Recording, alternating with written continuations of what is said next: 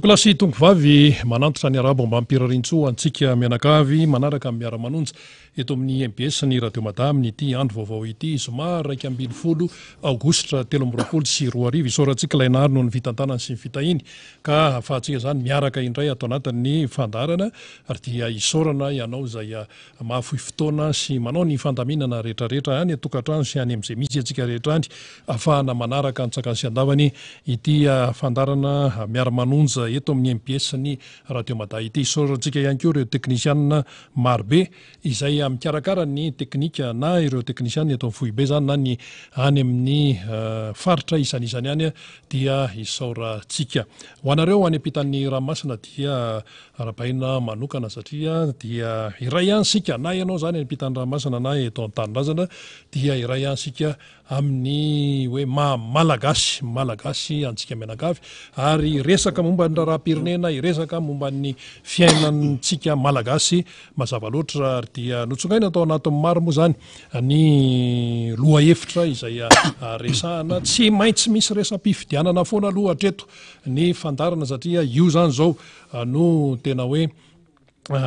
anisan'ny goavana amin'ny raharam-pirenena eto Madagasikara. Ny fandehan'ny fandarantsika misy ny mpisehatra miakatra izany hitondra famelabelaran-kevitra anisan'izany ohatra ny namana naly izay efa paketo izy any amin'ny faritra ny Zorbe iny team ihany koa tiako i Madagasikara izay manao ny fanesiketsehana maro samihafa ao anatin' izay mahatoko ny tiako Madagasikara izay any amin'ny toerana misy azy fa eo ihany koa ny fanarahana ny raharam-pirenena amin'ny ankapobeny zany dia mbola ho avy eo ihany koa Andriamatoa Rawily izay eo anivony sehatry ny société civile moa zany na ny fiarahamonim-pirenena fa ela izy no teto amin'ny fandarana fa dia amin'ity zany hiakatsehatra eto indray manakambara tokoa amin'ny raharam-pirenena namana iada ihany koa moa vao amin'ny fialena rehefa soma ohatran'izao dia miakatra eto izy any amin'ny tapany farany amin'ny fandarana any namana fanira zafy manantany dia tsy eto amin'ny plateau aloha amin'izao fotoana izao satria mandeha akianja zany namana izany dia arakaraka ny fandehany eo fa raha ny tokony io zany dia miditra mitsitapitapy amin'ny alalan'ny Antsoatarby eo ny namana fanirana zafy manantany any amin'izay alehany any mitondra ny vaovao isan-karazany ihany koa any ampandehanana any zany fa dia ny firariana ho antsika mianakavy dia ny anarahantsika hatramin'ny farany nyity fandarana miara-manonja eto amin'ny MBS ny radio mada ity. Ianary izay no ela tokolasy tongovavy fa hiditra amin'ny votoatiny avy hatrany tsika tonga dia vavany ny fandarana amin'izao fotoana izao. Ny antoko tiako Madagasikara dia miasa hatrany ary manao ny aintsio zavatra mihitsy amin'ilay antsoina hoe andraikitry ny antoko politika. Io tsy hoe rehefa fotoana mpifidianana taka an'izao ihany na hoe rehefa isa fifidianana zay vao hoe mikofokofoka na ohatran'izany tsia fa efatra amin'izay mihitsy dia mahafantatra tsara ny antsoina hoe andraikitry ny antoko politika ny anivon'ny tiako Madagasikara ka dia manao an'izay asa mahantoko politika izay manaraka tsara ny lamina sy ny rafitra demokratika eto amin'ny araka ny lazainy ny lalàna izany eto Madagasikara moa ianao zany miezaka manaraka ny lafiny hoe demokrasia manaja tsara ny antsoina hoe demokrasia sy ny kipitsopitsony isan-karazany fa ny mahagaga eto Madagasikara ny miezaka manaraka ny lalàna indray no lazain'ny sasany afa hoe ohatran'ny tsy normal fa ny tsy manara-dalàna nohatran'ny normal amin'ny eto Madagasikara amin'ny famadika mihitsy n'ilay izy ka na inona zavatra amseho dia manao an'izay andraikan'izay ny eo anivon'ny tiako Madagasikara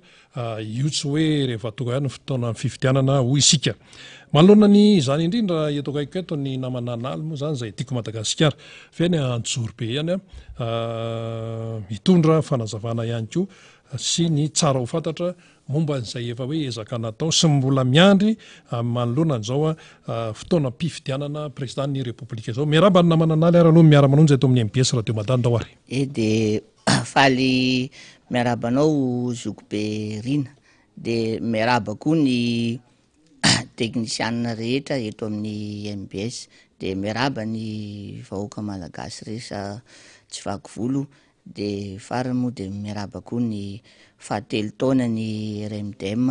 de miaraba ny filohan'ny RMDM de tsisy moa zany fa ny filoha Marc Ravalomanana. Ny zavatra ho resadretrantsika eto angamany a de mikasika ny fanomanana ny fifidianana. Zay Anjorobe zany de efa ela no mikasika nanomana ny fifidianana io amin'ny fitsidihana ny raha mangaika ny antoko tim sy ny hatrany amin'ny fokotany hatrany amin'ny commune. Eo koa moa misy koa moa ny stratégie rehetra tsy aro lazaina eto daholo. Na izany na tsy zany nefany a de iny a fa nivoaka ny liste iny zany navoaka ny CENI de raha malala i district Anjorobe dia anatin'ny faritanina Antananarivo izay lasa ny ena ny isa mifidy. Zany hoe raha tokony ho izy zany lisy fifidianana io ny olona le ankapobeany zany ny isan'ny olona voasoratra ao anarana tsy araky ny tokony izy. Eo no mahagaga ny rehetrarehetra zany ohatrany hoe finiavana ampihena ny isan'olona eto amin'ny faritany-Antananarivo nefa eto de raha malala misy ny gazety, misy ny Aina Amanjery, misy ny ezaka rehetra natao nefa de any amin'ny toeran-kafa lavitra be any ohatra hoe zany Ambovombe, Maroantsetra, Maindrano tena dezaka sy lavitra zany izay tsy nahitana mpiasan'ny CENI misy tany nahoana no miakatra ambony be ny any. Iny moa fa nandray andraikitra amin'iny ny tompona andraikitra ambony ny Triko Madagasikara de atao ny Eserina, ny Cordo ary ny directeur amin'ny campagne Gilin Ramorasanta isorana ny zareo zay nijery taty amin'ny fobean'ny CENI aty tapony aty Antananarivo fa hiezaka koa zany izahay rehetra ny amin'ny distrika sy manentana fefeo rehetra ny tompony andraikitry ny sedy any amin'ny distrika de any Anjorobe koa zao de tratra n'le hoe fanovana ny membre ny CENI fotony. Io zany hoe tsy de olana aminay fa mba olona zadraraha sy tokony efa mahay pitropitrony zany fifidianana zany no asolo azy mba tsy araky ny teny namana hoe ka izay nay vaovao de membakavaka tsy fantatra tsony zay rehetra eo fa izay aloha zany de matoky ny olona Anjorobe niza ho vana eo na ho vana intelo na impiry io fa ny rafitra sy ny fomba fiasa sy hoe anomana fifidianana madio tsika mba tsy sy ny alabatro sy ny karazany hoe mba hanao politika madio am'izay tsika zany. Zay zany no zavatra tena takinay Anjorobe. Ataoko angamany fa tsy de tsara moa manona anaran'olona kanefa zany de tiako tsindrina eto fa ny chef district anay moa mbola tanoranora de vaovao koa izy ka io amin'ny resaka administration sy zay angambany de ny anarany io manam-pahaizana izy fa tiako tsindrina eto de eo amin'ny raharaham-pifidianana de tokony mila tandremana. Ny fitondrana de mandalo iny grade administrateur civil iny de hoentina foana iny koa de mahaiza mandanjalanja sy mieritreritra fa mbola ho lava ny lalana am'izay maha-teknisianina an'izay tahaky ny maha-teknisianina anay de mijoro hatrany sady teknisianina no mpanao politika koa de manafatrafatra fosiny izahay hoe mahaiza ny lalana mahitsy sy ara-dalàna fa mbola ho lava ny lalao. Olo-mpanjakana ianareo dia ataovy zay adidina apetra amin'ny fanjakana zay io volam-bahoaka io volam-panjakana io de ataovy zay afapoan'ny vahoaka. Tena manahirana mantsy namananaly nareo Anjorobe zany tiako Madagasikara Anjorobe nanamarika an'izay hoe lasa ny ena ny isan'le mpifidy. Ny ena ny isan'le mpifidy rehefa mivoaka avany zany le lisitra. Tsika nefa teto ny tabataba teto amin'ny firenena zany hoe refonte totale no natao. de zao nefa lasa miena ahoana no mahatonga an'le izy iena mazava loatra tsy ava amin'ny vahoaka le izy fa avany amin'ny mpanao ny lisitra any izy moa manao ny lisitra zany fa ny seni de avy eo ohatrany lasa mipasipasy amin'ny seni de mankany fokotany de avy amin'ny fokotany de mankany amin'ny seni ahoana ny mahatonga an'izay hoe ny ena ny isan'ny mpifidy zay zany hoe zavatra tsy lôzika mihitsy an'le izy raha ny fahitany maro azy nefa de io zany a no entina hiatrehana ny fifidianana le fotoana efa memanakaiky de ahoana no anaovana an'izay ny seni moa tarefa velesin'ny olona foana hoe ahoana ty fomba fiasanareo ty ahoana ty fomba fiasanareo ty a de nytiako Madagasikara ihany koa nefa manoloana an'izay tsy manaiky lembenana manoloana ny zavatra tsy hita hoe tsy mety de izay indrindra manko de fa izay zany zao de fa manetana ny raha tsy mangaiky ny timany fotsiny hijery mikasika an'izay tsy antsobe any nahitana an'izay miena ny mifidy zay hoe na eto Antananarivo ara misy eto Antananarivo renivohitra de eo zany le hoe amiko aloha zany maresaka teknika de hoe ninona filaza ninona resaka de hoe ny seni responsable voalohany amin'io hoe ny ratsy mangaiky ny seni de any aminay zany fa miezaka ihany koa ny filoham-pokontany na novana hoe sevim-pokotany na foko na sevim-pokon'olona tsy olona io fa tena miezaka misy ireo zany fa indraindray mety le hoe le mpanao sezi an'le anarana de eo zany hoe mipasipasy baolina eo ny seni avy aty ambony manao sezi ny seni amin'ny distrika ny seni amin'ny fokotany fa zay aloha amin'ny sevim-pokotany na isy rehetra kosa de raha malala fa niezaka arak'izay zavatra nataony satria izahay anjorobe reo de mifankalala tsara atao hoe nanaovana politika efa 30 taona hatrany amin'ny 1991 de mifankalala daholo zay izay na toko samy hafa ary zay tsy mpifahavalo fa mpifaninana de ataoko angamany fa nisy ny fobe no tompona andraikitra amin'izay tsy fatombanany lista izay fotoana nefa mandeha fotoana nefa le daty mpifidiana efa manakaiky aty amin'le le izy mpifidianana mbola misy resabe momba an'le izy ka zay indrindra manko tokony hoe raha mahitsy fomba fiasa zany ny seni de voalohany aloha zany miaiky ny fahadisoana fa tsy zareo tsy mety miaiky mihitsy io araky ny obolana gasy hoe ny elikobaboana mody rarina de ahoana ry ny hevitra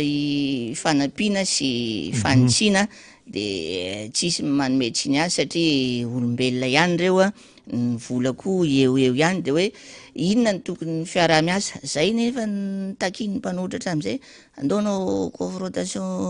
concertation nationale karakara nyty fifidianany ty fa reo moa somary raha tsy nitereny ny mpamaso-bola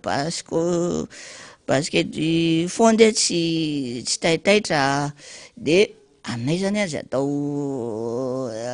sinemana sary mihetsika fotsiny reny fa tena fiekena tanteraka hoe ahoana no atomombana nyty fifidianana ty mangarara sy madio sy ny ekeny rehetra mba tsy sy ny korontana ataoko angamany fa ohatrany hoe ny mpanohitra karakara korontana ozy ny sasany mbola ho resantsika io moa am'izay fa hoe ny olona izay tsy mikarakara ny fifidianana ara-dalàna no micrée mamboly miteraka korontana izany zavatra zany de miainga amin'ny lisy mpifidianana sy ny pitsopitso ny rehetra fifidianana teto nefa nisan'izany taloha zany 30 taona lasa tsy fanadino izy ny filoham-pirenenantsika teo aloha zany dia iny ianao mitondra bulletin de mita lakana de sakanana tsy mahazo mandeha ianao satria ny bulletin mpanjakana ihany mahazo mandeha na mandeha koa ianao hoe any amin'ny toerana sasany mangingina tonga de misy manafika tsotro zao fotsiny na misy toerana any amin'ny lavitra be any rehefa tsy mifanaraka amin'zareo ny voka-pifidianana de hoe may ony le bureau fifidianana fa le observateur fifidianana de natory tao amin'ny hôtely Hilton na Colbert na tany Majunga de tao amin'ny Zam Hotel fa tsy nalala hoe ahoana ny fandehan'ny fifidianana tany mainty rano lavitra be tany tany Anjorobe, tany amin'ny Dezaka be tany, fa tany aminay moa zany tamin'izany rehetra zany de lamina ihany ny fifidianana tany, hoe tsisy tranomay, tsisy koronjandrodrana, fa ny teknika madinidinika ara-politika de nisy ihany aloha. Ka tsika mantsy zao ao anatin'le tena hoe tsy fifampitokisana mihitsy, ianona tsy mahatoky any ianona, ianona tsy mahatoky any ianona, ny eo amin'ny fikarakarana amin'ny fifidianana tena tsy mahatoky, aloha de tsorina tsy mahatoky ny eo anivon'ny CENI zany, indrindra ny aty amin'ny atoko mpanohatra tiako Madagasikara ao anatin'izay fanoeran'izay voainga kely zao ny teo anivon'ny birao politika ny tiako Madagasikara na mananaly nakany amin'ny CENI mihitsy, satria le CENI koa tra niteny ambadika hoe misy mangalatra départ efa misy milaza sady ny programme anazy sinsisy dia tonga tany moa birao politika ny dimy manonteny hoe inona marina ny tena tianareo tenenina, dia teo moa nodikodina teo hoe afaka manao ny asa mampanao politika azy ny atoko politika, de li zany ohatra miodikodina eo fotsiny le fotoana nefa mandeha le CENI zany ny fomba fiatsiny tsy maharesy lahatra hatramin'izao na mananaly, de ahoana ny fandehany eo zany zao mbola eo amin'ny mbola misy 3 volana tonga ny manapatonga ny fifidianana 9 novambra amin'ny 9 novambra, de ny faran'ny filatra isokatra ny filatra fanaterana ny taratasy rotsaka hofidiana amin'ny 23 août, de ilatsaka ny filoha-pirenena ankehitriny na izy io zany de tokony ametra-pialana amin'ny 9 septambra, zany hoe ray volana zany sisa kizara fa maro miteny hoe tsy afaka milatsaka fa frantsay mbola hidirantsika eny ave fa eo zany tokony hiezaka ny CENI anatin'ny 2 volana 3 volana tratra io raha manana finiavana, io spécialité tsika gasy manao zavatra somary maikamaika somary taratara, fa rehefa vonona tsika de vonona amin'ny zavatra rehetra fa fahitany maro zany na mananaly de ohatra zany fifidianana io fatotra le CENI asa hoe inona mamatotra azy eo indrindra zany maha olombelona de mijery ihany ianao technicianna sy mpanao politika ny tena moa de manaraka ny télé sy ny radio, indrindra moa amin'ny radio tena marina zay rina hitanao fa tena miezaka ihany le filohan'ny CENI na amin'ny fomba fitenina ny langage sy ny zavatra rehetra, fa zay zany de ohatra ny mieritreritra misy baiko tsy trindram-badika ao araky ny tenin-drina hoe misy mamatotra azy eo ka zay zany mitodika amin'le tompona andraikitra mpanjakana rehetra de tokony hijioro maizy azy tiany andraikitra maditra fa zany tsy anenenany zany mijoro rehefa tena tokony tsy tokony ametra-pialana fa voninahitra kokoa tahaky ny tany Anjorobe zao tamin'ny autoroute iny de nilaza marina ny directeur ny ON eny environnementaliste hoe mbola tsy vita étude environnement io, de nasorony zareo tena voninahitra lehibe zany aloha mialatra zay hoe iray tsy kombakomba amin'ny zavatra tsy mety eo technicianna sy manam-pahaizana malagasy zay no mbola tsy ampy amin'ity fireneny ity koa angambany indrina. Ka io moa tsy maintsy arahana akaiky zany ny fandehan'ity raha ty, satria raha-mbahoaka le izy raha pirenena de tsy maintsy miteny mba tsy hananandratsy sy tsy hanenenana rehefa ao arindrinao zany. Ka ankoatran'izay le tiako Madagasikara ny Anjorobe manao ny asa amin'ny mahatoko politika ihany, ahoana ny fandehany hatreto? Efa mandeha zany ka ememera ezaka de eo koa zany no ka memera koa zany de efa ho ajoronay ho atoato, zay moa zany tsy maintsy mila dinihana lalina satria ny antoko team zany de iny le antoko tiako Madagasikara hoe mpanao politika ny ao anatiny io, fa misy kosa ny olona hoe ka memera komity manohana ny Ravalomanana dia tsy voatery ho mpanao politika, ka iny mila dinina tsara ny olona hitantana an'iny tahaky ny hatramin'izay mahazatra anay moa zany de tsy maintsy olona tena manana maizy azy no apetraka amin'io zany, efa fantatray moa le olona misy olona anaky 3 eo zao fa mbola ho safidianana tsara satria le raiko moa somary tsy salama fa iny ngamany efa milamindamina anay Anjorobe miny a misy nitetika sy stratégie rehetra tsy ary ho tany saina eto fa ny afatra fosiny ngama de mivoniny tsika rehetra hiatrika ny fifidianana na inona antony na inona ny zavatra mitranga de tsy maintsy hisy ny fifidianana ary tsy maintsy hiezaka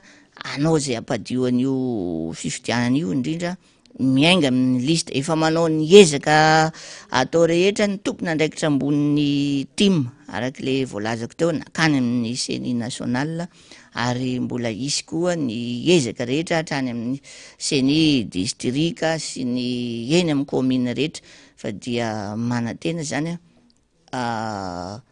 ho andeha milaminy fifidianana io a de hitarika any amin'ny fifidianana madio sy mangarahara raha zay ny tanteraka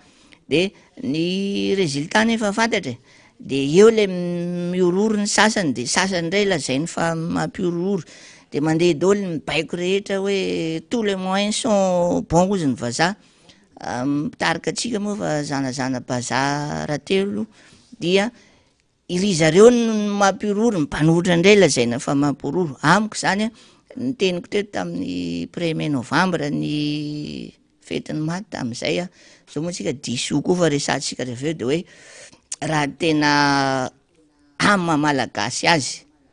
mijoro amin'ny soatoavina malagasy ny fahendrena malagasy zao fitondrana zao a de manomana ny varavarana madio ivoana ary manomana fifidianana madio mba ho reharevina tam'izany andro zany ozy ny baiboly de nisy olona nikarakara fifidianana madio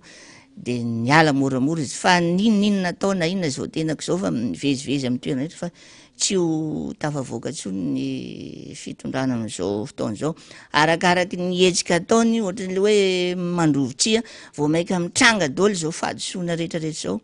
fa aminay zany de tokony hipetraka tsara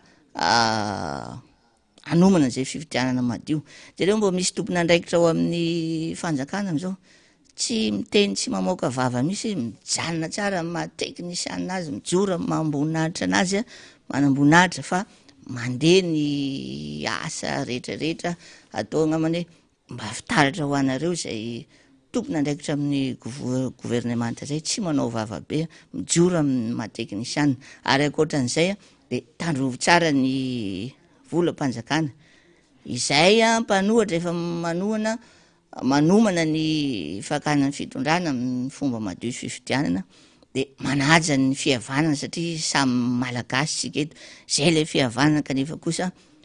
tandrovo ny volam-panjakana so tonga ny fotoana de hoe valifady politika valifady ina fa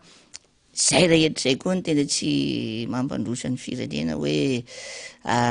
nafangarony raha-pitsarana sy raha politika ny fihavanana sy fahadisoana goavana fa mbola misy telo volana eritreretin'ny tompona ndraiky mpanjakana fa itsika de samy malagasy samy hiara aina eto afa-tsy le zana-bazaha anankiray toy ihany ny fandarantsika resaka hoe 10 aogositra sy hoe fatelo taona ny aremidema moa molo resantsika aloha ataontsika ny farapariny satria resaka hoe daty fa fandray am'le teninao teo ihany hoe rehefa teknisianina de tokony mipetraka amin'ny mahateknisianina azy dia rehefa hoe zao ny andraikitra de tokony mipetraka amin'iny fa manahirana koa le izy namananaly de izao le teknisiana mahafantatra ny asany izy fa ampanaovina zavatra tsy tokony ataony satria misy tsindritsindry any ananany ohatra zao hoe be de be miteny hoe ny mpitandro amin'ny filaminana de tokony mipetraka amin'ny mampitandro amin'ny filaminana azy fa zahatra hita misy mpitandro amin'ny filaminana araka ny teny maro zany a manao langage politika nefa fifidianana efa me manakaiky de lasa vao mainka manahirana be le izy marina misy zany satria ny tsy fandriam-pahalemana zany efa maro atoato eko moa le hoe efa iainana le tsy fandriam-pahalemana fa iainana zany le izy de eko eo ny tsy fanarahan-dalàna koa hitan'ny olona miariary de sarotra tsony ny fifampihezana kanefa na izanona zany de tokony ijoro tsara amin'ny zavatra ny anarany ny mpitandro filaminana sy amaha teknisianina azy amin'ny mahamanam-boninahitra ambony azy fa tsy hanao langage politika zany atrian'izany zany tenin'olo hoe lasa ataovitaovana politika ny mpitandro ny filaminana ohatrany hoe atao mpiasam-panjakana sasany sy ny mpiasam-panjakana koa raha tsika malalaka le hoe chef district ny préfet alefa manaraka ny baiko ny fitondram-panjakana marina tokoa zany hoe zay ny tena ny anaran'ireo administrateur civil reo de hoe anaja sy andraindraikitra amin'ny baiko ny fitondram-panjakana fa misy kosa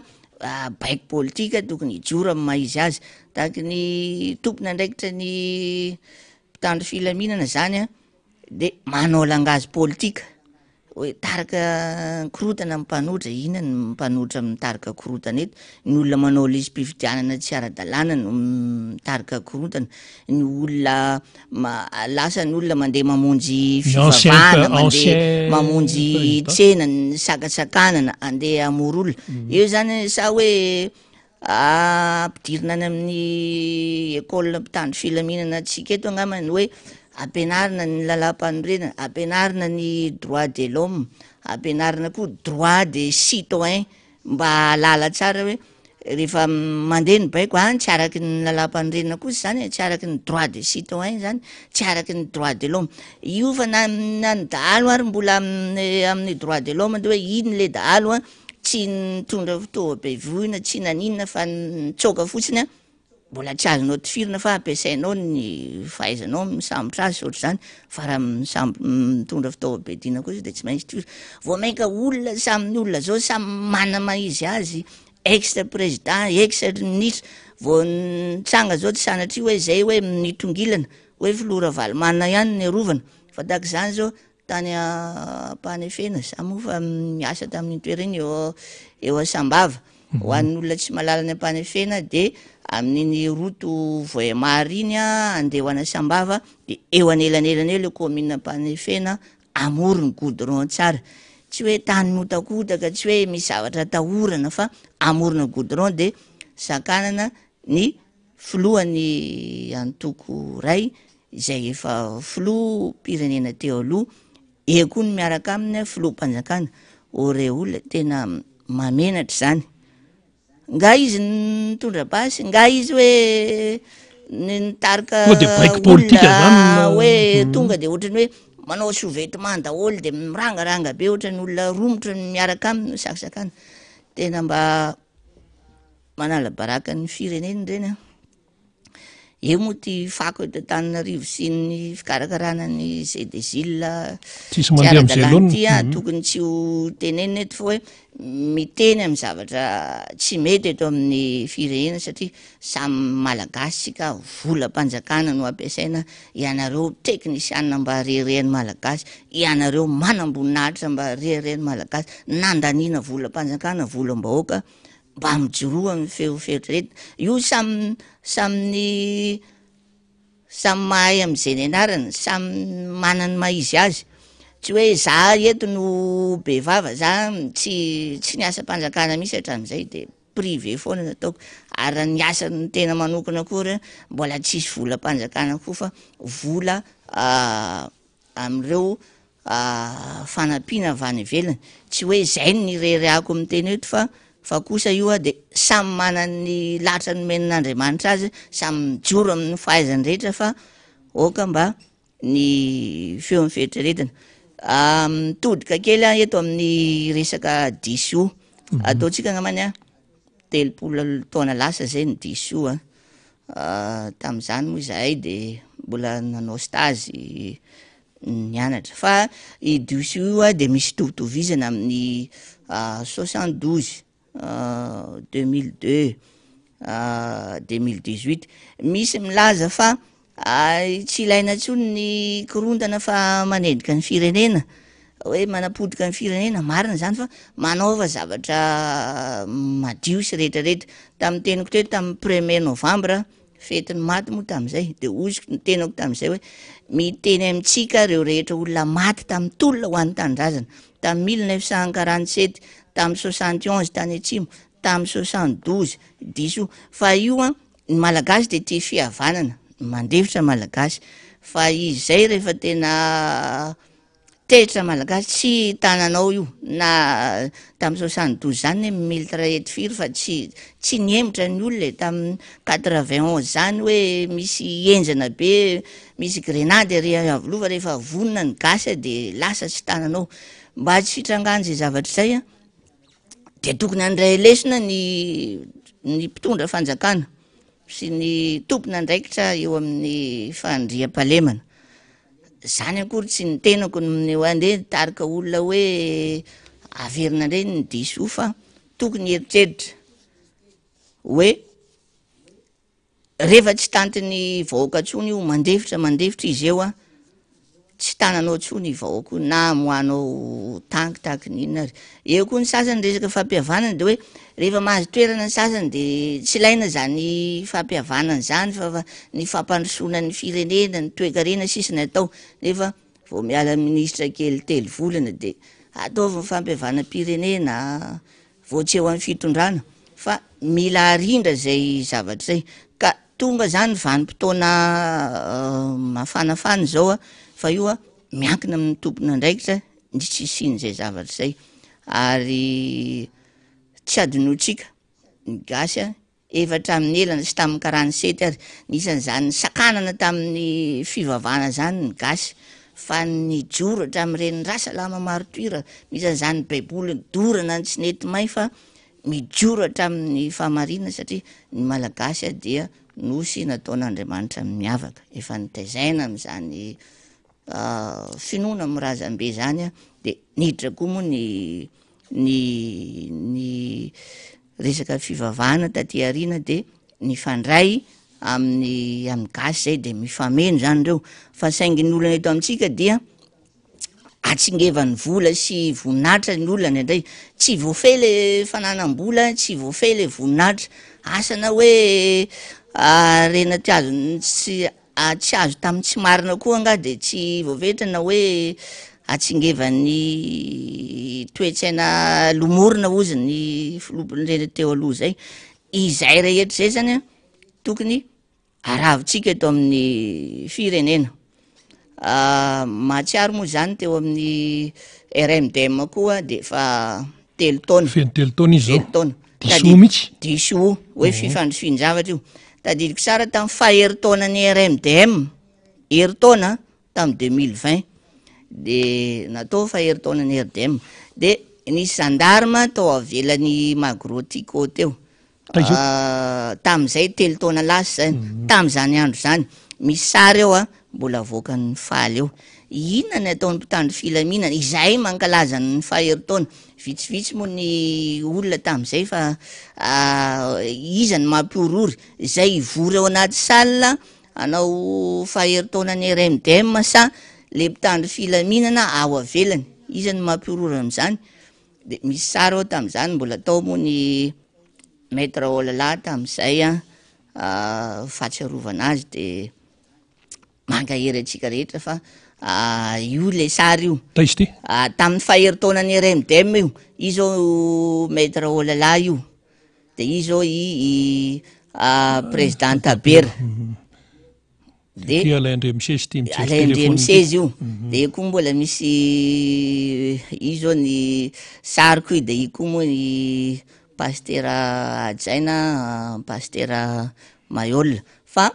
rehefa taty aoriana moa de niataka tamin'ny RMDM ny GFFM zany moa tsy de olana zany fa io samy manana safidina. De misy gendarme ao aoriana ao vitsivitsy zay teo zany fa eo amin'ny adiny ray angambany zara fa 30 fotsiny zay tao. Tsisy mihemitra eto fa mijoro amin'ny fahamarinana sy eo koa ny olon'ny lalàna sy ny olon'ny fivavahana ao, fa rehefa adiny 3 taty aoriana vao tonga daholo ny rehetrarehetra. Ka amin'ny kafaliana zany ny arahana ny iarabana ny RMDM natratrany zay fa 3 taona izay, fa dia maro ny zavatra ny lalovana de mankahery atsika rehetra. Ny filohany moa zany a de ny filoha Marc Ravalomanana, ary anisany tena mpitondra teny sady vice présidentny Toliara amin'ny RMDM izy a, de angambany tsy hoe manavakafaka fa de arabaina manokana eto koa i Pasteur Edouard. Am'izao zany a de misy koa ny telo taona teorina manaona ny RMDM. telo taona teorina zany a, de mivoatra araky ny tantara sy ny zava-misy moa zany ny andraikitra raisina, de teraka koa zao a ny fanavotam-pirenena. Io moa zany tsy zany mpitondra teny eto, ary maro koa ny zavatra mbola ho tazominao fa nitazona moa zany de fanomanana ny fifidianana madio sy mangarahary any, ary fampiraisana ny mpanohitra rehetra. Io ny araky tenin'ny namako zay, solombavam-bahoaka moa izy fantatra re tsara, hoe tenenino akaikinareo tsy mila an'izao fitondrana tsony amin'ny manaraka. Izay zany ny raisana satria mampahory vahoaka io, fa eo kosa samy manana ny style-ny azy, samy manana ny stratégie-ny tsirairay avy, fa ny zavatra iraisana de hoe tsy ilaina tsony zao fitondrana zao fa tena mampahory vahoaka, de eo a misy tetika iraisana. Zany moa mbola secret daholo zany a, tsy ho lazaina eto fa dia mbola anisany mpikarakara ao anatiny olo hoe ny hetsika ho an'ny fanavotam-pirenena zay koa i Pasteur Edouard, de mitoraka voninkazo anazy eo koa no namana rehetra ao am'le fanavotam-pirenena, fa dia atao hoe mbola vao ray volana 2 volana, fa araky ny resaka moa de hoe io a tsy ijoro foana io fanavotam-pirenena io, satria so na iza filoham-pirenena io de ijoro foana io, satria so de misy manondrana ohatrandray zay lana io, ka dia tsodrano an'le fanavotam-pirenena koa mba ho tody 3 taona 5 taona, mba tsy hitranga tsony ny lesoka rehetra nisy teto amin'ny firenena, mba ho anatra ho an'ny mpitondra fanjakana zay ho avy eo sy zao fotoana zao. Tsy sanatria ny tenako no miseho mananatra sy beresaka, fa adidy zany ny atao hoe adidy amin'ny firenena. Hoy Lazara Zafinarivo zay, raha eritreritra ny andray andro anao de mambolé anana, de raha eritreritra ny herintaona ianao a de mambolé vary, fa eritreritra ny mbola 10 taona mambolé hazo, fa raha eritreritra ny hoavy ny firenena manontolo de tokony fanatona amin'ny herivelona rehetra. Zany hoe zany ny mahadidy amandraikitra. Ny teny koa zay, misy ireo milaza hoe koatra ny tompona ndraiky mpanjakana, de misy ireo mitodika am'le fikambanana hoe andrina eto ampovoantany zany, na mpanjakana ny faritany na tangalamena. Tompona ndraikitra mahatangalamena sy andrina reo de mandray ndraikitra ny firenena, miteny ianao, mahay miteny hoe zao ny tena marina, zao ny fandraisana ndraikitra, zany mahandrina zany, fa tsy hoe mahatangalamena, fa tsy hoe tamatam-bazan'ny olona ty de mijoro miaraka hoe de zay anohana an'izao de tonga ndray zay atao pitehaka rehefa eny avoloma pitehaka hoe amin'ny andraikitra koa hoe zany hoe ny eo koa moa zany mitodika amin'ny ankizy ankehitriny zany. Zay moa taloha tana Tomasina nianatra, de nisy palais des enfants pionniers coréenne moa zany no nampianatra anay tao, lampany ankizy mpisava lalana, de hoe mijoro tompona ndraikitra, fa ny biby zany a de tsy mihevitra afatry ny tenany. Amin'ny maha-olombelona zany de koa le misy amin'ny philosophie zany l'homme était animal intellectuel, olona misaina, zany hoe mitsinjo ny tenanao sy ny ankonanao sy ny manodidina anao sy ny fiarahamonina sy ny firenena. Zany ny tena atao hoe olombelona zany. Eo koa amin'ny resaka fivavahana de adidy amandraikitra ny andraisana fitenenana eto a, dia takizay ngamany hoe efa maro zao ny manam-pahaizana mijoro. Tam'izay ny antso tsara hoe tam'izay moa nisy reka any Mangamila zany, misy avy teny Anjorobe de hoe ahoana rekany, misy koa ny Mangamila de manahoanareo nakaizany manam-pahaizana latsaka katerena ny firenena fa ahoana ihany izy tia naly, de isaorana ny manam-pahaizana rehetra zao fa amin'ny mijorona ny atoko-pivavahana hoe izao ny tetika mpandrosoana ny firenena, zao ny tsy isian'ny koronana eto, fa mbola mamony sofina ny tompona andraikitra rehetra. Itsika rehetra de samy tompona andraikitra responsable amin'ity firenetsika ity efa ho resin'ny Comore tsika, efa ho resin'ny Maurice, ny Seychelles sy larany ao moa zany bazaha, tokony hoe misy namana rezoka de mifoazany gasy ozy hoe tonga zao ny firaisan-kina sy ny anatsika rehetra hoe mba tsy fandorondoro trano, mba tsy tranga tsony ny fanapotena rehetra fa izany rehetra zany nefany de miankina amin'ny mpitondra fanjakana sy ny mpitandro filaminana sy ny zay tompona andraikitra rehetra. Lava angamba ny resaka fa mialatsy rina fa eo amin'ny tsy fandriam-pahalemana tena raha miainana ny tsy fandriam-pahalemana fa na izany de isaorana aloha ny tafika sy ny gendarmerie zany amin'ny ainany zorobeny de fa mandray ndraiky zareo voaingina zao nisy mpanao kidnapping ny tratra tany any Zorobe anatin'ny 2 volana angamba ny olona roa tamin'iza nanao tournée tany koa fa efa elaela asa 3 volana tamin'izay de nisy tratra koa tany Ambato Manona. Izany rehetra zany koa nefany de mila ezaka ny fitondram-panjakana zany. Tiako marina eto hoe reny mpitandro filaminana koa rehefa mandeha manao ny asany tokony mba tondrana mbo gilet anti-balle reny, mbo sangisangy zariteny fa tena ilainy zany hoe mazefatra be naly ny gilet anti-balle iny fa takiny iny aminay iny Lasora fokotany Lasora iny zao sy commune Lasora de mafanafana tokoa ny tsy fandriam-pahalemana. Teo le nisy nanafika le sopli ansoa de nisy ainana fo moa tamin'izany de taty arina taria andohan'ny Mandroseza somary tsy milamina amin'ny tany ka tokony andraikandraikitra ny fitondram-panjakana sy ny mpitandro filaminana. Gaga zao tamin'ny Maly de nisy gendarme 2 camion teo amin'ny 13 mai de nisy koa tary Ambohijatovo tary. Atao inona ny reny? Ny RMDM sy zanaky dada zany tsy mpanakorotana. Ekeko raha hoe misy patrouille kely reny miaramila reny mandeha tsy folofolo de polisy miodikodina amin'ny ville sy rehetrarehetra fa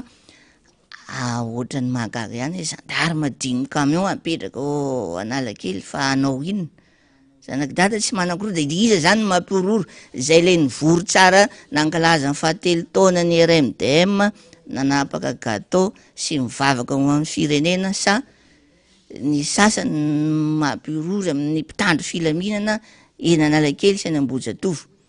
Eo zany le hoe tokony ijoro amin'ny maha-teknisianina azy ny mpitandro filaminana miverika amin'le tenitsika teo rina hoe tokony tsy hanao langage politika fa tadidio tsara fa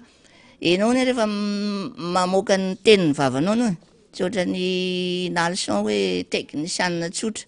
fa vous êtes officier de Madagascar ka tokony tandremana tsara ny langage atao mba tsy hanao langage politika. E koa anao olona mpife olona anao tokony fitaratra sy filamatra. Lavagna amresaka fa de mbola miteny amintsika hoa re olona maty rehetra tamin'ny tolona teto amin'ny firenena ary io tsika gasy moa mihinany hoe misy ny matoto na angatra fa mbola tsy de notsika loatra le hoe incarnation. Zany incarnation zany de hoe tia nisy dadabe nefa mpitolona ho an'ny tanindrazana de iny ny zanany iny misy mpitolona koa mbola misy zafy kely nao mbola misy zafy afy eo araky ny tenin'ny pasteur Odoary hoe hatramin'ny dadabenay ny vonoa ny vazaha ka izay taranaka ankehitriny tsy anaiky zany oentim-bazaha zany de amaranako azy angamany am'le hoe nationalité ny flou Andry Rajoelina hoe ajaina enao tompoky de filoham-pirenena fa tsy hoe enao ministra na député na premier ministre ekeko fa zany filoham-pirenena zany ninona resaka tokony tsy hanao double nationalité de tokony heritreritra am'izay tsika rehetra zany fa anisan'ny efa nakan'le mahafrantsay izy de efa nariny zany io le hoe milalana antsika hoe amma olombe olon-dehibe anao fa 20 taona miakatra raha maka nationalité n'olo-kafa na anglisy na américaine na allemane io de veriny malagasy anao ary anao koa tompona andraikitra ambony mpanjakana izay angamany zay no mbola nisy teto amin'ny firenena araky ny tolokany Jean Joseph Bearvelo mbola classe de seconde zay tam'izay angamany mety tany amin'ny 70 taona lasa de hoe ny tanytsika le tsy mahantra olo manga fa mahantra olo marina zany hoe le olo manga zany de be manam-pahaizana fa ny olo marina ny vitsy de eo koa le hoe misy hoe fanjanantany amin'ny endriny vaovao mbola misy bolokom-bazaha mazava ho azy zany fa ay ty firenentsika ty nandritra ny 9 taona de netiny bolokom-bazaha fa na zany na zany nefa ny dia tsika malagasy de mandala ny fihavanana ny sotoavina malagasy mbola azo ahitsy areniny zay mandritra ny 3 volana koa de mana tena ny tompona ndraiky mpanjakana rehetra hatrany ambony hatraty ambany aty sy ny hery velona rehetra sy ny mpanao politika andray andraikitra ho an'ny firenena mba ho soa ho an'ny taranaka sy mba fitaratra ho an'ny taranaka efa mandray andraikitra zao ny FFKM ny mpitondra fivavahana hoe zany ny mpanao politika ny mpitondra fivavahana ny société civile ny manam-pahaizana efa manomboka mandray andraikitra eto amin'ny firenena dia manantena fa isy fiovana zany eto Madagasikara raha hanao fifidianana madio sy mangarary tsika hoy ny teny namana zay andaotsika anao baolina politika madio amizay mba androso ny firenena malagasy sa mbola isafidy zavatra hafa ndray tsika rina eny ary ninina tsy notapahana mihitsy moa zany namana Nalson zay tiako Madagasikara sady distim secrétaire général ny distim tany Antsorobe tam'izay fanazavana zay voaresaka teo ny tantara-pirenena voaresaka teo ny amin'ny tontolo mpifidianana ny tsy fandripahalemana sisy tsika ihany no eto tsika malagasy ihany no eto Madagasikara mety ny zavatra iainana eto de miatsara ny fiainantsika tsy mety ny iainana de miara-miosina eto daholo fa ny sasany any ananinaniny mantsy ny azy efa mety de ianao zany taraikeo amarananao zay arina ny teny farany ary ny teny farany angamany de mbola manatena sy mino zany ny tenako eo koa moa ny ezaka ataon'ny tompona andraikitra ny antokotiko Madagasikara anatona ny senia de mba ilama miaingatra amin'ny voalohany zany io lisy-pifidianana io satria lisy-pifidianana io de anisany andry lehibe iankinany ny fifidianana raha misy olona manana zoany nefa tsy tafiditrao ampananina nanony kotoatoa de ataoko fa tsy rariny zany ka fon'Andriamanitra honosy ty firenetsika ty savorivory kilatona ny eloko ibaboana mody rariny aza Andriamanitra any ambony any no nijerena na ny loha samy mangina ny eritreretina fa Andriamanitra tapony loha samy iaina eto tsika de oka angamany hoe ny tenin'ny pastera farany zay somary nendrena moa izy tam'le resaka nataony tamy janvier samy matsiaro an'iny daholo angamatsika satria teo amin'ny tapabolana teo navoaka eno manjery daholo dia mba ny fahamarinana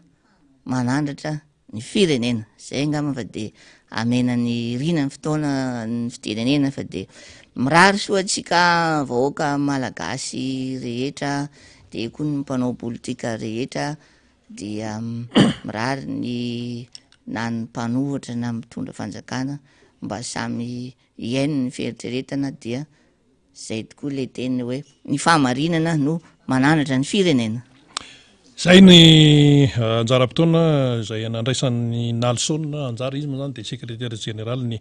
DISTIM any Antsorobe any dia mbava homana po mieritreritra misaotra azy sika tamin'ny fandalovany teto amin'ny miara-mononja teto amin'ny MPS ny radio Madady omendalana ary Nalson. Toy ihany ny fandarantsika eto amin'ny miara-manonja ny fanazavana moa zany sy famakafakana dia toizantsika arak'izay raha misy moa zany ny fidirana amin'ny antso atarby ireo namana izay mandehandeha any amin'ny toerana maro samihafa any dia ampidiritsika raha ohatra ka tsy miditra zareo dia mitoy ihany ny eto amin'ny MPS ny radio Madany ny miara-manonja mbola isy ihany ny mpisehatra hafa ho avy eo ankoatra ny Nalson izany. Ndeha hoe tsika iresaka kely indray an'ity resaka hoe fanabeazana eto amin'ny fireneny ity. Fanabeazana izay azo lazaina hoe iankinan'ny aim-pirenena io. Na manan-karena toy n'inona raha firenenao, na hoe manana ny ampy ara ny firenenao, fa rehefa ny fanabeazana no potika dia tsy misy antenaina ao anatin'izay. Raha ny fanabeazana eto Madagasikara nefa dia hita sy mibaribary fa tena tsisy potika ary ireo sehatra maro izay ao anatin'ny fanabeazana dia tena hoe sahirana. Nefa raha ohatra zany ka tena hoe tiana hoe firenena tena manana ny maha-izy azy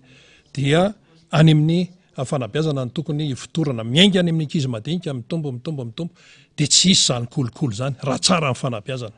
tsy isy zany halatra zany raha tsara ny fanabeazana, tsy misy zany hoe rehefa manandraikitra ny eriana dia anao ny tsy fanao dia hoy zany tsika hoe raha tsy fanabeazana ve zany le olona matoa manao ny tsy fanao. Marina zay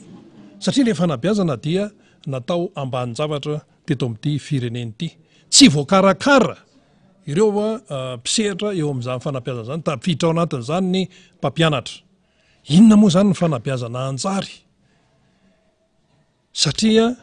ny fiatraikan'ilay hoe fanabeazana ratsy sy tsy araka ny tokony ho izy dia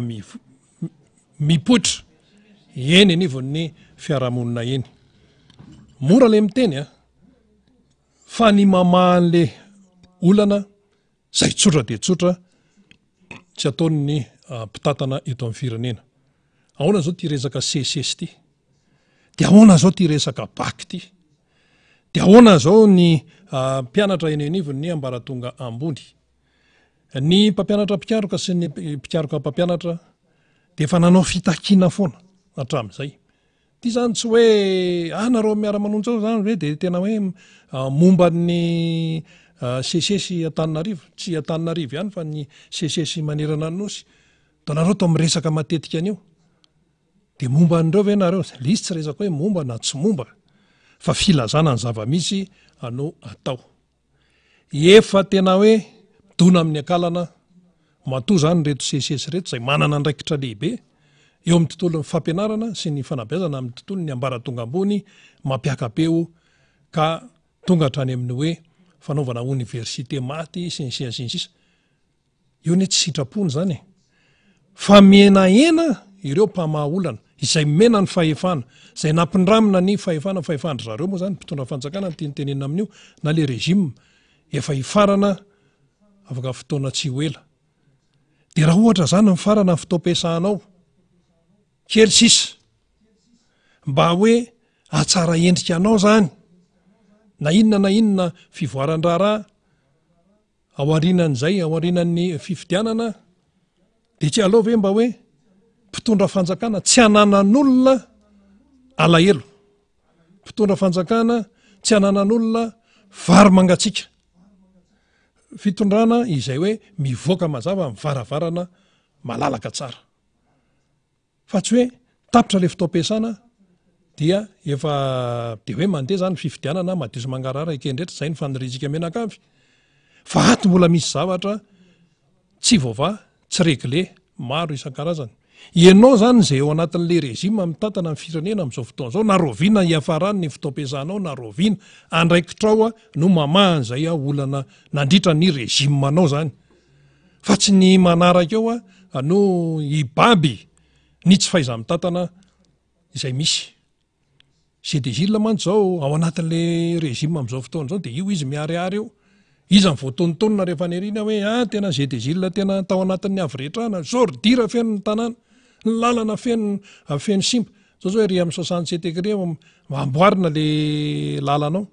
Fa taiza foana ny atram'izay satria ve efa maty ny vavam-bahoaka hoe inona ihany ty fa apahany ihany zany. Fa tsy 67 hectara rery akory ny Tananarivo. Fa rehefa atao de tokony atao daholo ary tena hoe atao amin'ny hoe professionnel. Zay le izy. Ka ato amin'le fanabeazana ny fiatraikany tsy fikarakarana ny fanabeazana dia manapotika zavatra maro. Sesesy mbola manao ny fitakiny. Ny baky dia eo am-piandrasana miandry fa gasy. Ahoana zany ny fandehany notin'ny mpianatra amin'ny raha miresaka histo-géo fotsiny zay matière de base raha amin'ny série A coefficient 4 angamba izy iny matière de base zany hoe manova tena goavana be mihitsy ny notin'ny mpianatra izany antsoina hoe matière de base zany le fepetra nefa tsy feno tamin'ireny fanaovana fanadinana ireny. Ka efa nisany vahaolana hoe na niverina zoma ka efa tsy fepetra tsony zany hoe mbola nazaina niverina zoma indray de misy nanao épreuve naverina ny histo-géo sisa fa nanahoana ny manerana ny Madagasikara.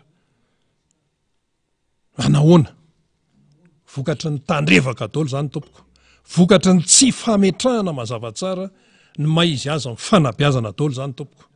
De le zanam-bahoaka le zanaky ny gasy no ny fafankihoany.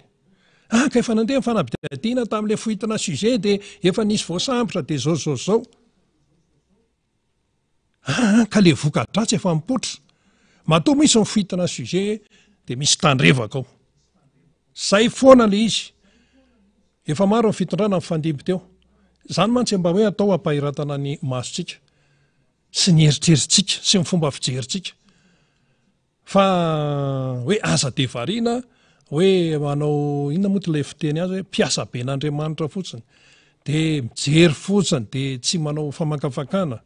Fa maro ny fitondrana izay mifandimby teto. Tany amin'ny androny ny amiral Didier Ratsiraka nahenona farany an'izany hoe foitina sujet zany. De zao amin'ny fitondrany i Andry Rajoelina zao indray.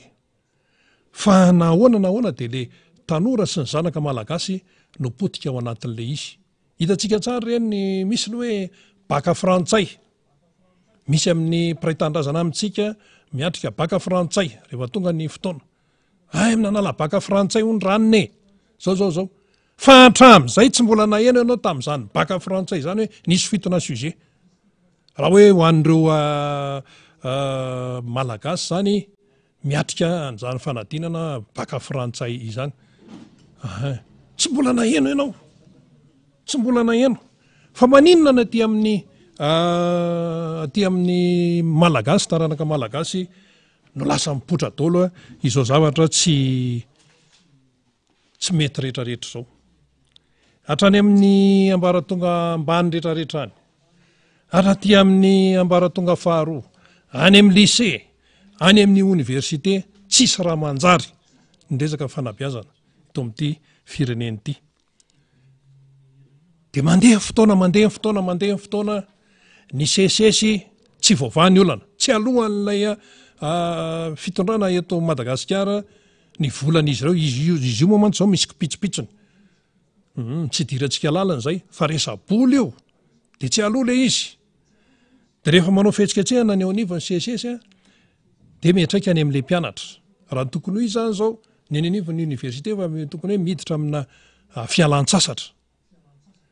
De ivalo ny baka, le baka hafahafa. De andeha ny fifaninanana amin'ny fidirana any amin'ny université. Ato nefa misy problema tsy vaovà de mba nahoana zany le tontolo-pampianarana any amin'ny ambaratonga ambony. Tsy natao agaga raha ohatra hoe misaviritaka le izy. Misaviritaka satria eo ny tsy faiza mitantana sy eo ny fanaovana tandrevaka. Ty tandrevaka ty mantsy dia rehefa manjaka io dia potika ny firenena, potika ny mahaolona, vokatra ny fanaovana tandrevaka io. Iza ny manao tandrevaka? Zay tompona andraikitra, misahana n'ilay andraikitra no manao tandrevaka. Ka raha ny fanabeazana eto Madagasikara zany no resahana dia tena hoe potika. Tsy hita intsony ilay tena hoe maha-malagasy ny malagasy. Mitaizany eto amintsika ihany koa moa ty hoe kolotsaina vahiny isan-karazany ity. Ary efa nytenenina teto hoe raha tsy mahay tsara isika eto iteny malagasy io mety lasa teny créole hafahafa io nefa rano. Efa vitsy ny tena hoe mahay teny malagasy madio tsara amin'izao fotoana izao. Ny avy any ivelany ihany koa mamolavola olona mba hoe hanompo azy. Tsy tonga ho azy akory ren'ilay hoe tongonkalo hoe jereo ty rajako fa hoe lasa ambony. Tsy mba miaro any namany intsony. Niofoka tonga vazaha lehibe fa efa mandrosana civilisé. Miova tanteraka. Ampisesika eto daholo. Inona moa tsy mibosesika eto Madagasikara? Ny entana vahiny mibosesika eto. Aiza le ariarinao nitsiditongana. Ny kolotsaina vahiny mibosesika eto. Aiza le kolotsaina malagasy no efa manomboka tsy hitantsony. Ny zavatra nivelany ihany na ratsy na tsara dia abosesika eto. Tsy misy fiarovana intsony ilay Madagasikara. Inona nefa no ahafahana hoe mijoro amin'ny maha-iziny tena amin'izany, miankina amin'ny fanabeazana taona izany rehetrarehetra. Ny eto tsy miteny hoe tsy ilaina ny any velany, ilaina ny any velany. Fa anjaranao no mahay misivana azy. Mahay misivana an'izay nefa ianao raha ohatra ka tsara ny fanabeazana. Nahoana ny sinoa zao no tafavoaka. Faharoa eran-tany zao ny sinoa amin'ny resaka tanjaka ara-toe-karena. Sinoa ny Japonais mbola matanjaka be zany, Korea Atsimo matanjaka be zany. Fa izy ireo zany dia mametraka tsara hoe ny maha-sinoa anay dia apetraka foana, ny maha-Japonais anay dia apetraka foana, tsy azo ozongozonina mihitsy iny. Ary ny anao malagasy mba ahoana? Zao ny hoe fifidianana président ny repoblika misy vazaha, misy frantsay. Voalaza zany fa hoe mitantana ny firenena malagasy ilatsaka sa tsy ilatsaka ho hita eo zay ataony fandrahoeny. Ny lalàna aloha zany efa averimberana tsy tokony ilatsaka, ny hoe tsy tokony akory fa tsy afaka milatsaka zay teratany frantsay satria nangataka dia mena ny olona efa majeur fa ampitoana dia nangataka dia nahazo ny hoe frantsay zany dia dikan'izay fa nanary malagasy azy kinona indray mbola itsahana eo. Tokony mieritreritra tsara zany. Fa aiza le fanabeazana manoloana an'izany? Na toy inona raha ny amin'ny hoe fanazavana etsero nakana zoam-pirenena frantsay any mba hikarakarana ny ankizy. Iza moa ny ray aman-dreny tsy tiany zanany? Fa be da be tompoko ny mampiana-janaka any amin'ny Frantsa fa tsy naka zoam-pirenena frantsay. Fa zavatra hafa mihitsy ny ao ambadika le izy. Ka izy ity fanabeazana malagasy zany afo zany. Ary amin'ny fanabeazana ny frantsay afo zany. Amin'ny conjugaison je ny voalohany. Ary amin'ny frantsay zany je za zany. Za aloha ny voalohany. Za tsy te halala an'izay hafa any. Nefa ny fisainana malagasy dia ny hoe ny mitabe tsy lany mamba ny dikan'izany ny rehetrarehetra. Ny tondrotokana tsy mahazo ao, ny frantsay tonga dia hoe je suis. Zany izy zany tena enjana. Sixième dan zao tena mahay mbola tsisy ohatrany nataonay tao anatin'ny 80 taona. Zany lasa tena toe-tsaina malagasy amin'izao fotoana izao. Dia hitantsika amin'izany fa manahirana le raharaha. Ho aiza nefa rano ty fireneny ity? Raha ohatra zany ka tena hoe tena mifantoka tsara, mametraka mazava tsara amin'izany hoe ho avy ny firenena zany dia tsy atao ambany zavatra mihitsy ny fanabeazana. Reny mpampianatra any maternelle reny no tokony ho be karama indrindra eto amin'ny firenena. Satria eo am-pelatanan'ireny olon'ireny tompoko ny famolavolana ny ho avy ny zanakao, ny zanakitsika. Fa ny any amin'ny ambaratonga any amin'ny kilasy ambany any ny tena kely karama indrindra. Dia ao ny sasany teny ka zay ny sazany diplômany, diplôma eo. Fa inona ilay apport, inona ilay hoentiny amin'ny famolavolana ny zanantsika menakavy ny zanaka malagasy rehefa any ny ratsy ny fikolokoloana dia tsy mandeha amin'izay aloha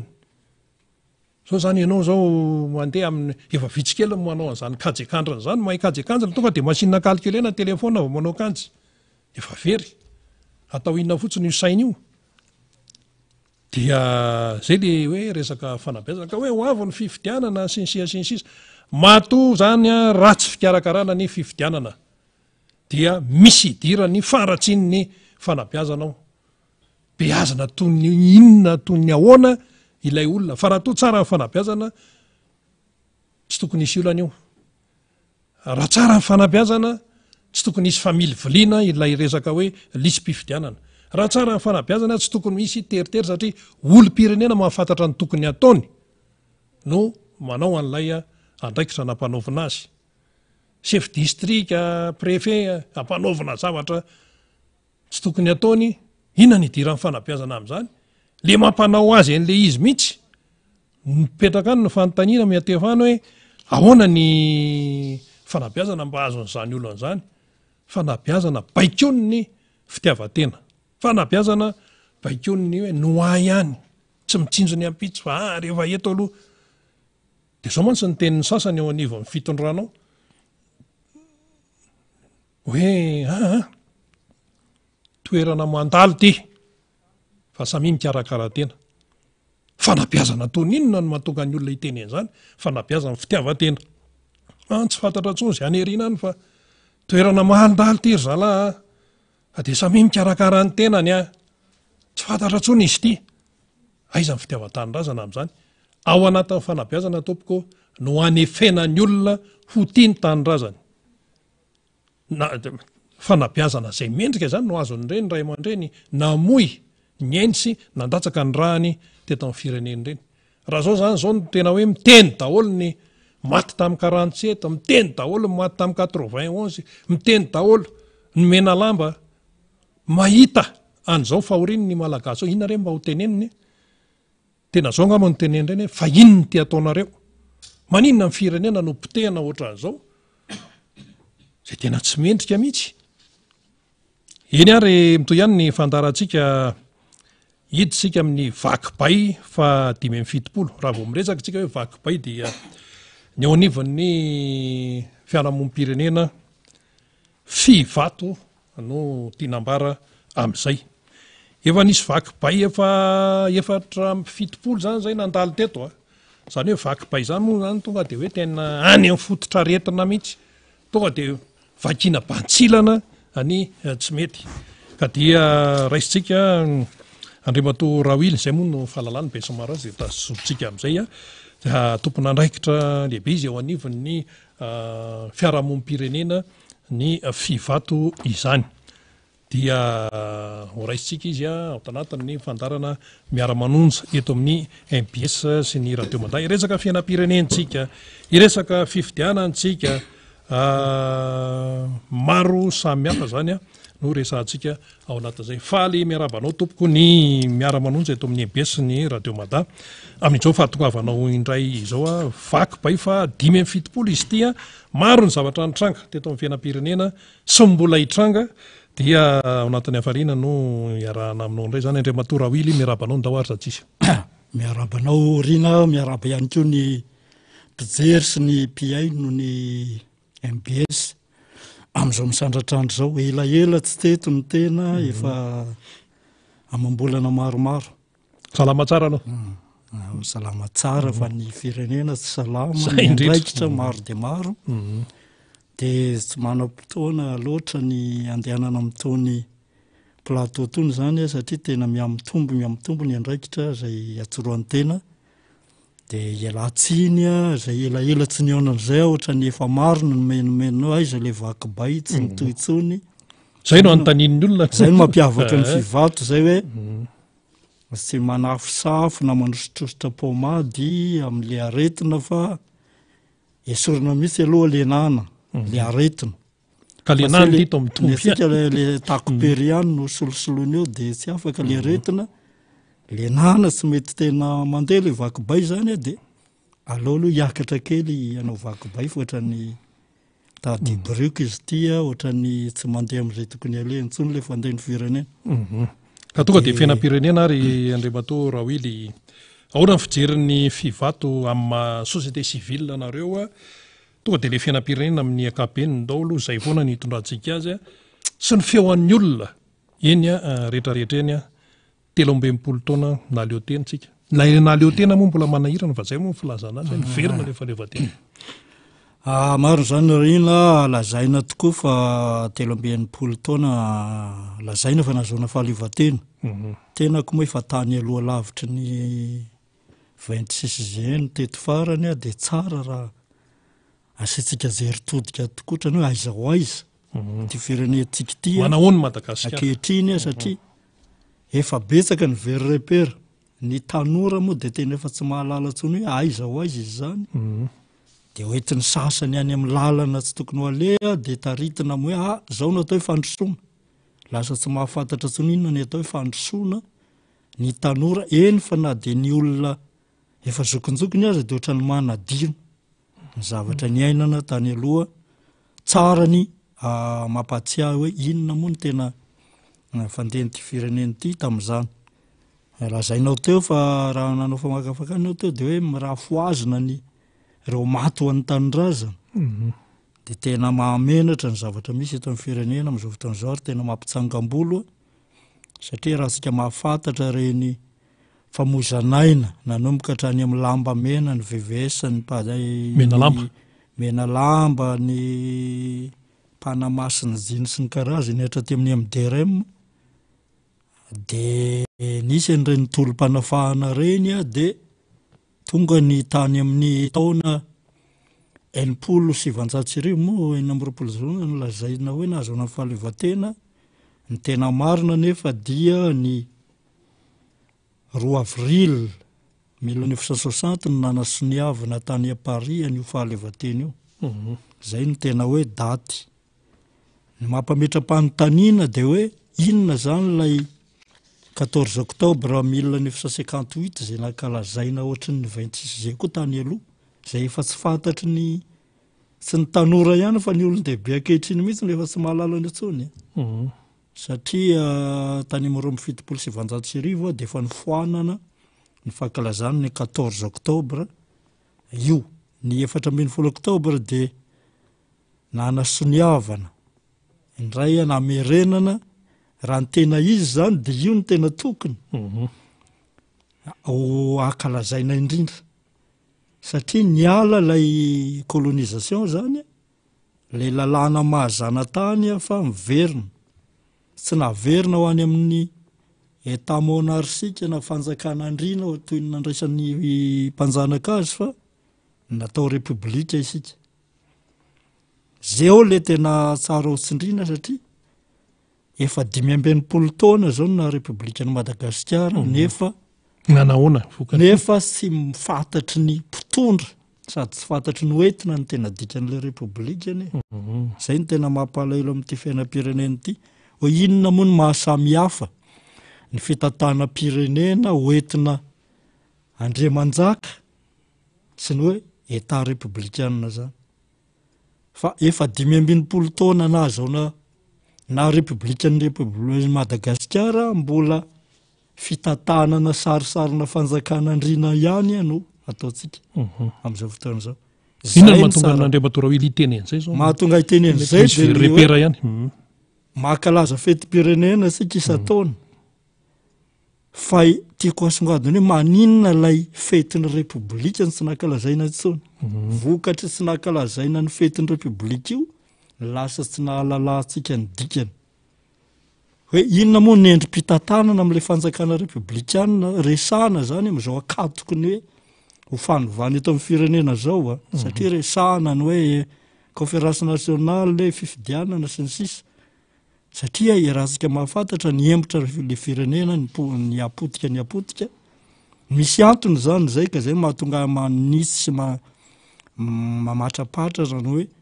lay fanjakana repoblikanina mihitsy no tsy iainantsika hatramin'izao. Mini zany misy mahazo tombontsoa amin'ny tsy iainana amin'izany hoe fitantanana repoblikanina izany dia zay no tsara-pahafantarina hoe tena tokony tonga ny fotoana iresahana sy akalazana n'izany. Na sy ataonao 14 oktobra io fa na de 26 zay ihany tokony misy ampahany amin'ny fetim-pirenena iresahana. Kasika anao inona moa natao repoblika? Efa noazavaina tany aloha zany ny fivato moa na fiarahamonim-pirenena na de miaro ny zon'olombelona, miaro ny miady amin'ny kolokolo sy ny tsirariny amin'ny indrindrehetra de manao fanabeazana olombanona tompon'andraikitra,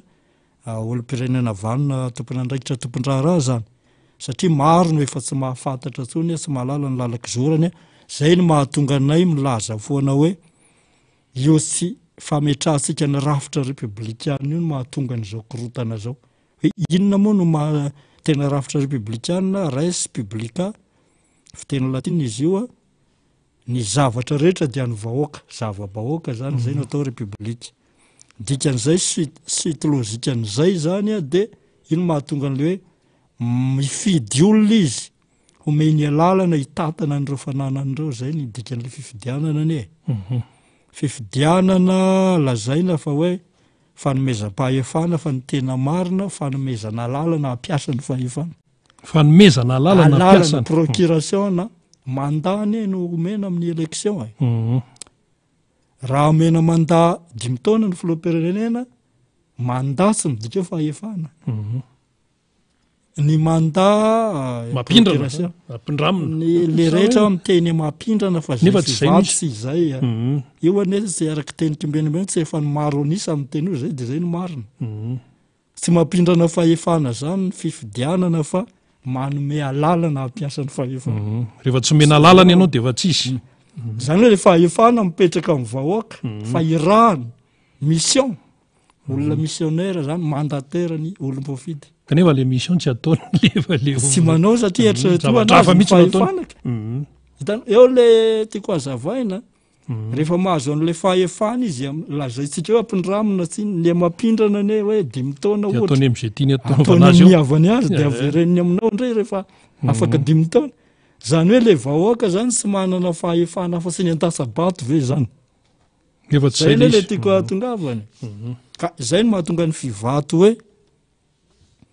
manao andromaso ny tontolo mpiarahamonina sy ny fiainam-pirenena miankapobeny hoe manana anjara andraikitra ny vahoaka amin'ny fanaraha-maso sy fanaovana andromaso ny ireo olona meny alalana hampiasa ny fahefana ireo. De ny filohan'ny republika zany na ben'ny tanàna raha misitry ny mpanatateraka zany na amin'ny mpanao lalàna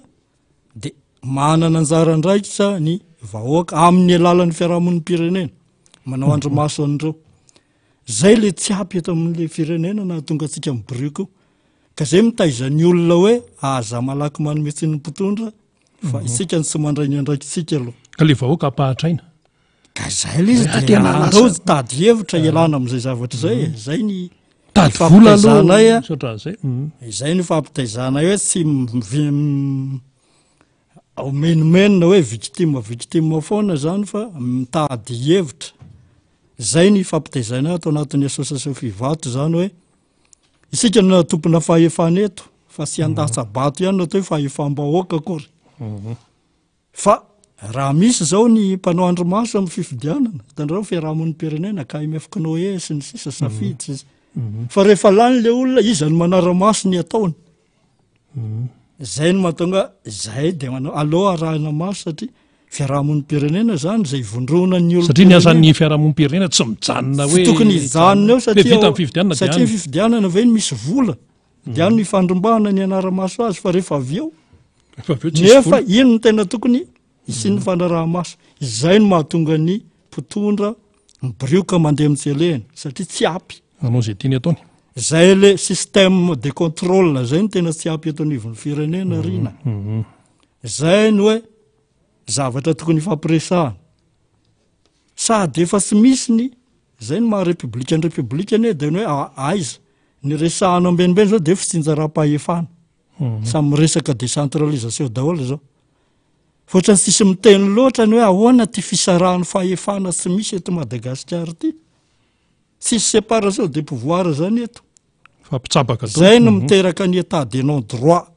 Amin'izao fotoana zao ka miteraka an'le tsy maty manota mahasarotra ny ady amikolokolo zay mahapotika ny firenetsika ka any tokony asiana resaka raha ifampiresaka ihany ahoanany anarenana an'izay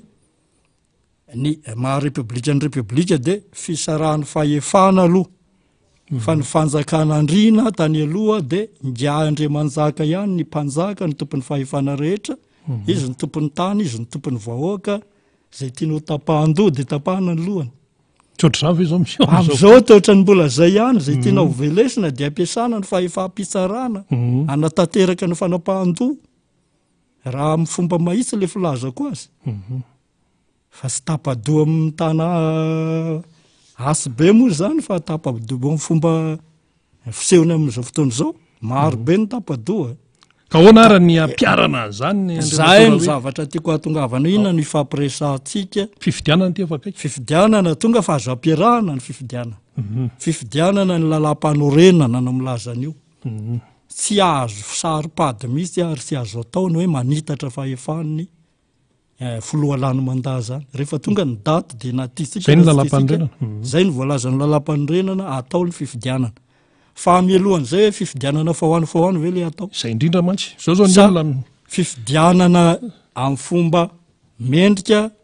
miatoka ny tena hoe tsy isina korotana fa mba hoe ampilaminana hiatoka an'izay fahatonina maharitra eto anivon'ny firenena zay manjaka mantony tsy fampitokisana am'izao ndre matora miny za manjaka de manjaka ary za tsy matoky anao tsy matoky efa resaky ny moana sy marenina ny misy zay zao misy am'izao fotoana izao satria efa raha mahita fa tsy mety ohatra zao efa nyresana ambeniambeny eneny hoe resaka ohatra zao de hoe ny vola ampiasana amin'ny fampielezan-kevitra iny zao anankiray reny be de be ny lalam-pifidianana tokony hisy eo amin'ny code électoral de tonga de hoe tsy fa manao miaino an'izany ve ny eo amin'ny fitondrana sa ahoana de ohatra ny milalao afo ihany tsika amin'io zavatra io ary mamerina ihany ny zavatra ny dikan'le hoe ny tokony ahena ny fampiasam-bola amin'le fifidianany de rehefa io ny sy asianao fetrany zay no mahatonga an'le hoe zay mpanam-bola na avy any velany ny avy eto toerana zay mamatsy vola am'izay olona olany reny eny anao mbadika n'le tsy ahona zao caution 1 milliard io fahitany amin'ny fiarahamonim-pirenena anareo de zay moa de fa lozika ny tenin'ny ray aman-dreny anankiray hoe zay tsy manam-bola mijanona ka iny aza caution aza no zay de avy eo moa zareo ny hoe firifiry miliara no ahafahanao manao fampelezan-keza ao anatin'ny fahampotehany lalana zay tsy ahafahanao mitety any Madagasikara ao anatina fotoana ray volana ny fampelezan-kevitra de izy nahanovany zany tsy ataontsika nefa de efa fantatra zao fa isy fiatraikany ratsy ny fanohizana ny fomba fanao hatramin'izay zany amin'ilay fomba mahazatra ka eo le tena manahirana eto amin'ny firenetsika hoe ahoana no tena iainana ao amin'le tena hoe rafitra republikanina marina fisarahan'ny fahefana de ny fifandanjana zay fahefana misaraka zay keo ny principe de séparation tsy fandanja zany ny fahefana fahitany le fahefana anankitelo de ny fahefana mpanatanteraka fahefana mpanao lalàna ary ny fahefana mpitsara tsy mifandanja io zany tsy mifandanja fa ny fahefana mpanatanteraka ihany no andriamanjaka eto zany de sady mitaingina ny mpanao lalàna izy no mitaingina ny fahefampitsarana zany tena tsy vitasika ao anatina 5 taona maro republika ve ranga de tsy vitasika ny mametraka ny zany rafitra zany eto amin'ny firenena de tsika nefa manana tena fandrosoana tokony ho vita nefa zany fa tsy atao tokony ho vita fa tsy manana finiavana sika sa matahotra sa ino samy te hianjaka kely ka anao mpanjaka kely daholo zay tonga amin'le fahefana ka izay no amarenana hoe mila jerena zay mbola misy telo volana ny mbola misy telo volana ny fahefana ny fifidianany misy zavatra azo amboarina na mikasitra ny mahabe resaka ny resantsika teo hoe seni na mikasitra ny ACC indrindra zay tsy tokisana am'izao fotoana zao etsen-tanizay moa mbola manapitrotra kokoa ty resaka naturalisation nationalité asitsika resaka tatoato ty mbola olana mbola otrikady mivangongo koa io zany hoe iatota eto amintsika zany zavatra rehetra zany a mila mamailo tokony hamailoantsika zany hoe ahoana ny fomba anarenana an'ity zavatra tia fa tena tandimindoza le firenena zany nefa tsy hita le finiavana amin'izao fotoan'izao zao de hoe anovan'le mpikambana any amin'ny faritra ny seni zany zao de vome mampisavoritak'olona zany ary amin'ny faritra sasany zao de misy miatsony amin'ny toerana zay misy fivato izy tsy manao hoe manolora olona reo fa hoe ty misy olona mba hatolotra amin'ny anaranareo ranka zany ve de mety de ahoana zany a inona dikan'izany atao fitaovana zany le anaranareo pirenena satria misy kotana fiarahamon'ny pirenena anatina seny fa izy ihany manolotra olona izy manolotra olona etikety zany nareo tsy miditra amin'izany zay ho afa sarotra be ny hoe fivato anatina sotoavin'ny fahitsiana sy ny resaka fangararana no anao zavatra ohatrohatran'izany efa mahabe resaka ny senia zay keo efa ny safidy tsy de hiditra amin'ny tontolona fifidianana fa ny fiainam-pirenena miandavanandro anaovana ifanaraha-maso ka izay le resako teo foana ihany a le hoe resaka sata republikana tsika resaka eo neny tena nahatonga ny fiamorana teto hoe mahabe resaka ny io no mahatonga ny hoe ny tontolon'ny fitsarana zao zay ny zavatra hitany olona rehefa io fitsarahana io no mivara liloatran'io a tsisy mininona zava-manjary eto ary nefa rehefa tsy mipetraka le tanitandalana de zay neno anisan'ny atony anankiray tena tsy mampisy ny mpampiasa vola investisseur eto Madagasikara hitan'ny olona hoe ty no anisan'ny tena tany sy tandalana indrindra raha ty Afrika eto amintsika eto tsy séparation des pouvoirs tsy misy ny séparation des pouvoirs tsy misy ny manjaka ny kolokolo équilibre ny kolokolo tsy hita zay anao ny incadrabilité ambony be ny taony tena mamiala sina fitenenana fa zay ny azo ilazana azy tena misy olona ambony lalàna be de be eto satria io miainga amin'ity lalàm-pifidianana ity fa matotra amin'izay manko le zavatra rehefa tsy limitenao ny fifidianana de zay olona rehetra mpanambola mamatotsy volan'ny fifidianana io zany a de tsy azo atao ninninona rehefa tonga le lany le olona notoanana de izay no mahapotika ny resaka tontolo ara-toekarena eto tsy resaka ny hoe vanilla zao mahita ny olona hoe misy mpanambola tsy azo atao ninninona ao anatiny potika ny filera maty ny fiainam-bahoaka satria raha sy izy zany hoe tsy lany angamba ve le olona de zay ihany ve no tohizantsika eto tsy asiana resaka ny fanosinana zany nefa hita fa efa manapotika firenena le izy de zay zavatra zay ny ao anatin'ny sotoavina republikana koa zao ny resaka politisation ny tontolo ny administration zao tsy dépolitisé io mampibe resaka koa ny ataon'ny administrateur civil ahoana zao renonareo fiarahamonpirenena zao mahita an'ireny de ahoana de reny zavatra hitany ambanivohitra any ny ataon'ny zareo manaraka ny baikininga ministry ny atitany le toromarika farany ary eto Madagasikara eto zany notindray no mibaika amin'ny lalàna misy lalàna velona lasa fomba fanao de zany zavatra zany ve tohizinao jerepotsiny eto le retsy tokony tonga ny fotoana hoe anitsinana zany satria tena miborioka any amin'sizitsika amin'ity fandehany firenena amin'ny ankapobeny tia ohatra fotsiny zao ny politiser ny voloalinda ny force de l'ordre ny force des armées lasa manao langage politika ny langage politika de reny zavatra nisy namenatra be reny moa le tehatehaka ny ampanjaka sy ny olona be galona veranga ny olona faratapony eto amin'ny firenena no mitehaka ny zavatra sy tokony hitehafana hitan'izao tontolo zao inona no hitokisan'ny olona atsika zao hoe miteny reo zay taratasy 20 cm de intehaka ny zany hoe le resy de hitehafana mba tokony mba mipetraka maha-olon-dehibe sy maha-olon-kendry a fa tsy maninona raha mba manatrika fotsiny fa tsy voatery hitehaka sa misy sazy ko sa esorina amin'ny plasiny teo rehefa tsy mitehaka amina zavatra ohatran'ireny ka misy zavatra be de be tsy tokony hitehafana tao lasa hitehafany olona iverina fa sangany eto nivona firenena na ray aman-dreny ara-drazany zany nareo begalona ny amin'ny gouvernemanta moa efa mazava ho azy ary mpitarika an'ilay mpitehaka teo ka zany fiainam-pirenena ny varalila zany veo toizatsika zay zany mamerimberina foana hoe sady tonga ny fotoana tokony irasansika n'izany anitsinan'izay ny politisation ny force de l'ordre force ny sécurité io tany amin'ny république voalohany zao tadiditra tsara hoe naninona mono tsy de nisy kolokolo loatra tamin'izany ny famitorana tany anivony zandary sy ny polisy satria tamin'ireny eny voalohany indrindra aloha tsy mihoatra ny 3 taona aloha de mifindra toerana ny tompony andraikimpanjakana ny fonctionnaire amin'ny ankapobeny inona ny tsy iverena antsika amin'izany raha tena amerina tena hoe fanjakana tsara tatantsika sy ny hoe tany tandalana eto Madagasikara ohatra fotsiny hoe ny fanaovana dépolitisation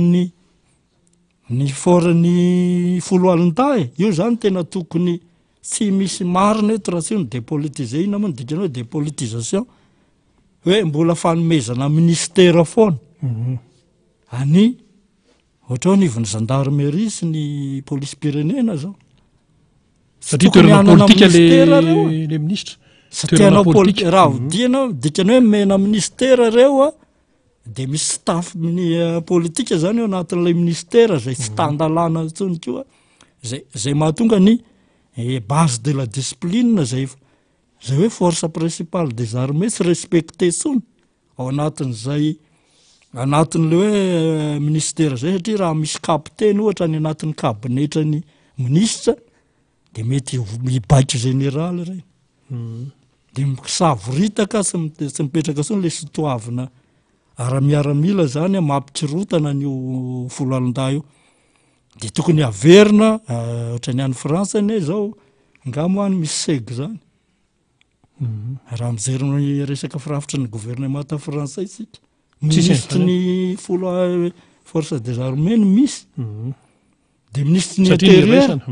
fa tsy misy ministre ny police zany ny an'olona fa tonga de direction générale fa rattaché amin'ny ministère ny intérieur ireny de efa niainany zany tsika tany amin'ny république voalohany zay no nahatonga le hoe netika koa tandalana tsika tamin'izany ka izy tsy hosay ianao an'izay zay fanjakana lany amin'ilay resahana teo satria izy ireo ny fisetrasetra ny hery famoretana ohatra famorim-bahoaka politika ane ny dikan'izay de ho toizana ihany zany satria menao poste politika izy ka politika mihitsy diarovany le lafiny ara-politika de tsy manana fahasahina hoe andao le resy ny tombotsy ambony firenena ho jerena okizay ty fanomezana poste ministérial enireo fa rattaché ohatra ny tany amin'ny premier république nandeha tonga tany amin'ny tetezamita ny anany mbola hoe ny ato amin'ny intérieur foana no miahy ny gendarmerie sy ny polisy fa rehefa tsy manana ministera zay no mahatonga ny chef district nga raha inondreo zany any ambanivohitra anarany mba président ny OMC fa manana ministera parallèle izy aty ambony de manao corporatisme amin'ny lehibe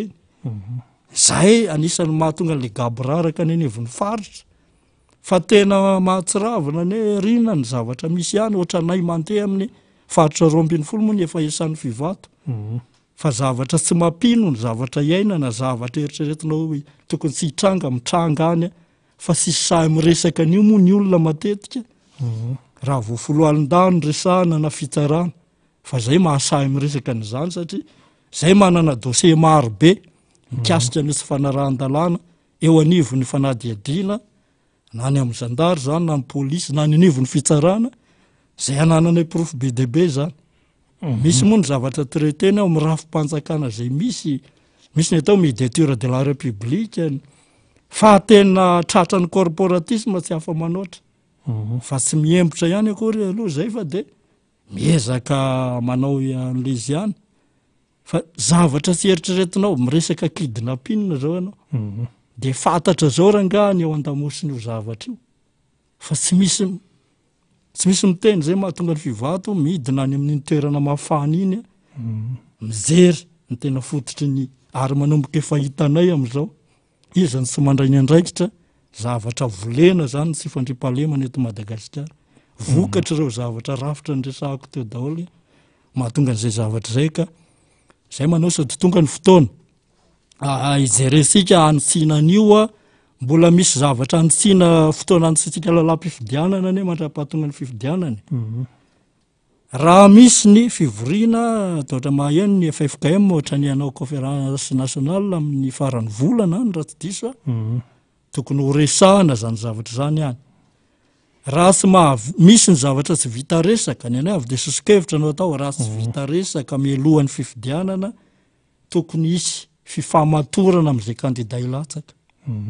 hoe rehefa lany eo tia ny zavatra tokony ahitsika miaraka zay aloha de tokony sosokevitra tokony ho atao zay fa ahoana ny voan'le fifidianana tena hoe madio sy mangarara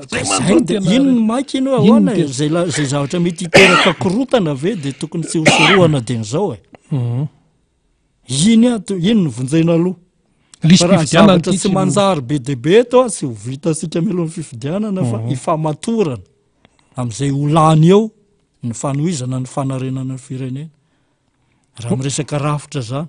hoe ahoana ny tena ametrahasika système de contrôle na organe de contrôle matanjaka akoatra n'ireo pouvoir anankitelo zay mbola mifandrindrotra reo fa tsy misaraka tanteraka raha ametraka tena état de droit eto Madagasikara tsika hoe ny aiza veranga ny mpanao contrôle koa no ambany fifehezan'ny olona contrôlevana pouvoir exécutif ianao zao raha hoe misy zavatra hitanao anivon'ny commune any mba hiasa inspecteur d'état nga ianao afaka hoe avy de miasa ndralahy de mandeha izy zany ine de tsy ataotsika fa mbola hiera akalalana any amin'ny présidence any amin'ny primature vo afaka miasa an'ireny de rehefa izy hoe ry tsy azo arahy maso dina no ataonao zany ny zavatra iainana eto Madagasikara potika le firenetsika ka zay zany tena miteny ho any zay ny mahavakibai ny vakibay le fahasahina milaza ny zavatra tokony ho ahitsy zany eto amin'ny firenena de tokony ahitsy ny resaka fa tsy fanafisafona raha mbola tsy apetraka atsika hoa le tena hoe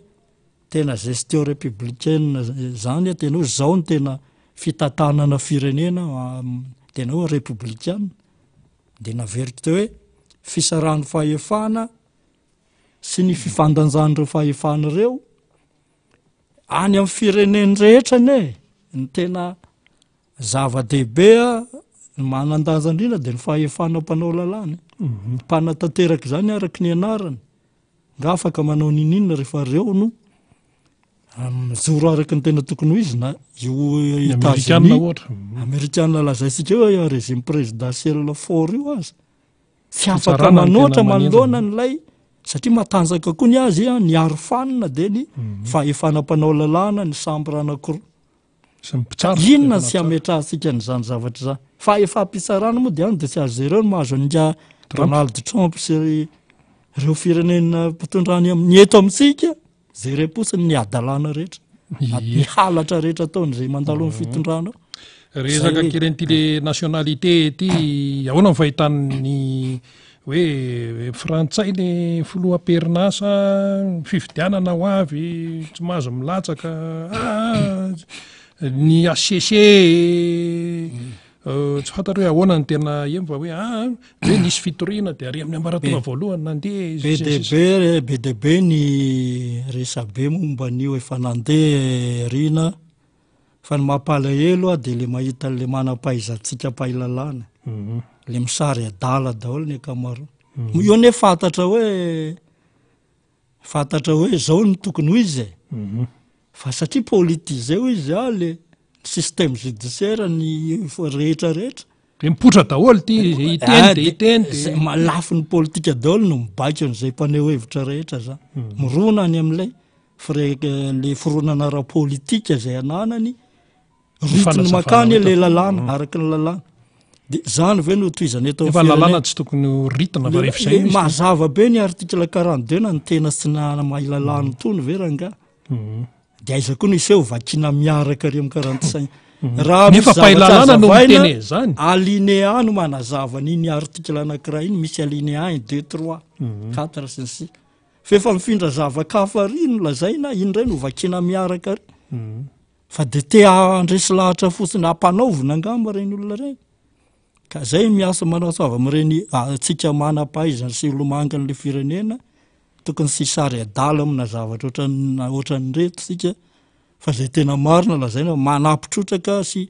le mety korotana mety isy eto amin'ny firenena zany reny zavatra reny efa mazava be io ka ianao sitraponao no makany tokony miverina ianao rehefa te hilasaka esory io nationalité io de zay no afahanao milaza zay ihany ny voalazan'io ny tany aloha zany lalam-pandrenana tany aloha tsy nisy lalaovina masina hoe rehefa manana nationalité malagasy